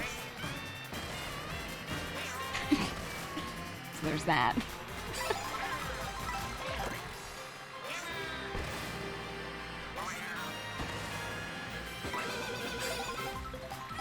No, I didn't get double items for that, man.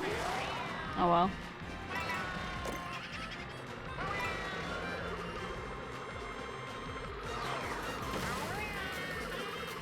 Okay, we gotta lock in. We gotta get double items no matter what. Yes.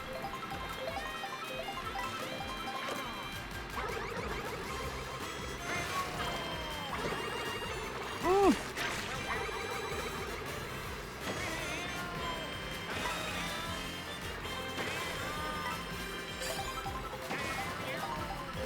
Okay, just gotta be top 4. Meow. Sounds like me.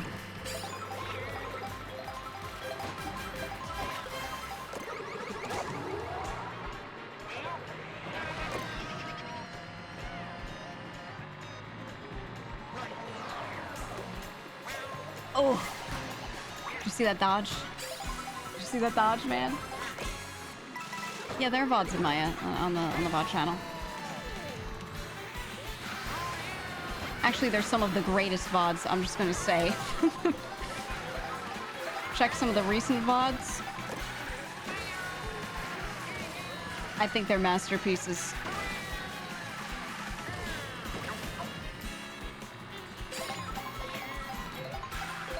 Okay, third is a good spot to be in right here. I'm gonna last minute hop in there.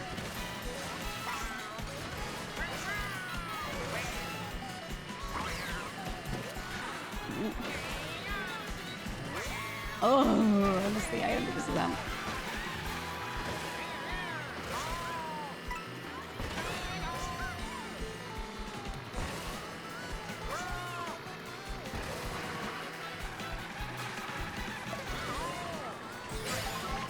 Okay, okay, okay.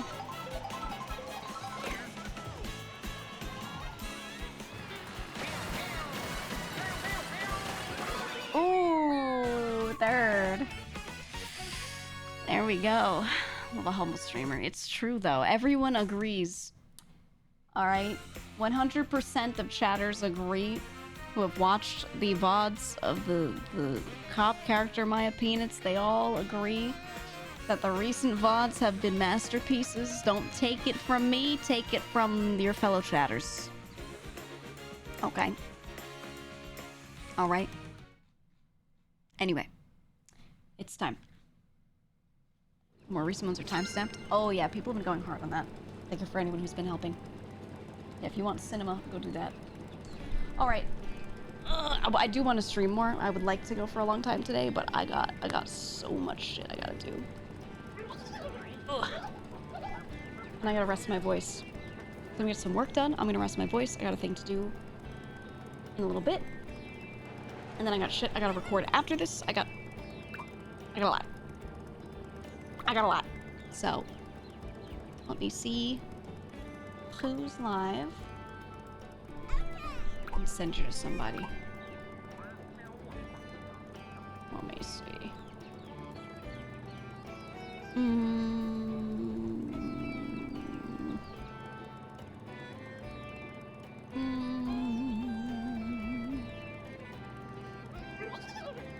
looking around, I'll pick. Don't suggest anybody, I'm gonna find one. How about... Ooh, I'm just looking through what people are playing. A lot of people are playing Death Stranding too. Ooh.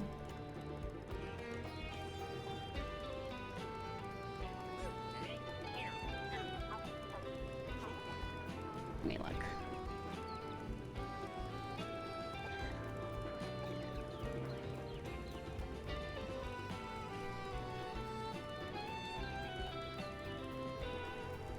Okay. All right. So we have a stream on probably Alt tomorrow, and then we have a special stream Wednesday. I would suggest being here Wednesday.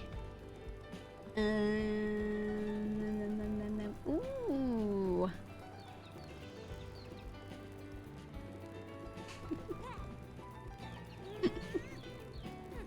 You know who's on? Listen to this voice. we got Cabal. Cab's live. Cab is live. Let's raid Cabal. He's my favorite purple guy, not the one from FNAF. Cult leader extraordinaire. He's wonderful. He's got a great voice. One of the few people that fully voice acts his entire streams. He's amazing. But yeah, if you like it here, you'll like it there. Go have fun. Be free. I'm gonna hydrate and rest my voice. I don't know why my voice is dying so much today. I think I've just been doing a lot off stream. I think I've just been doing so much. Anyway, thank you all again. Alt stream tomorrow, regular stream Wednesday. Please be here Wednesday. And that is it. What do you mean Mario Shart raid? Mario Shart.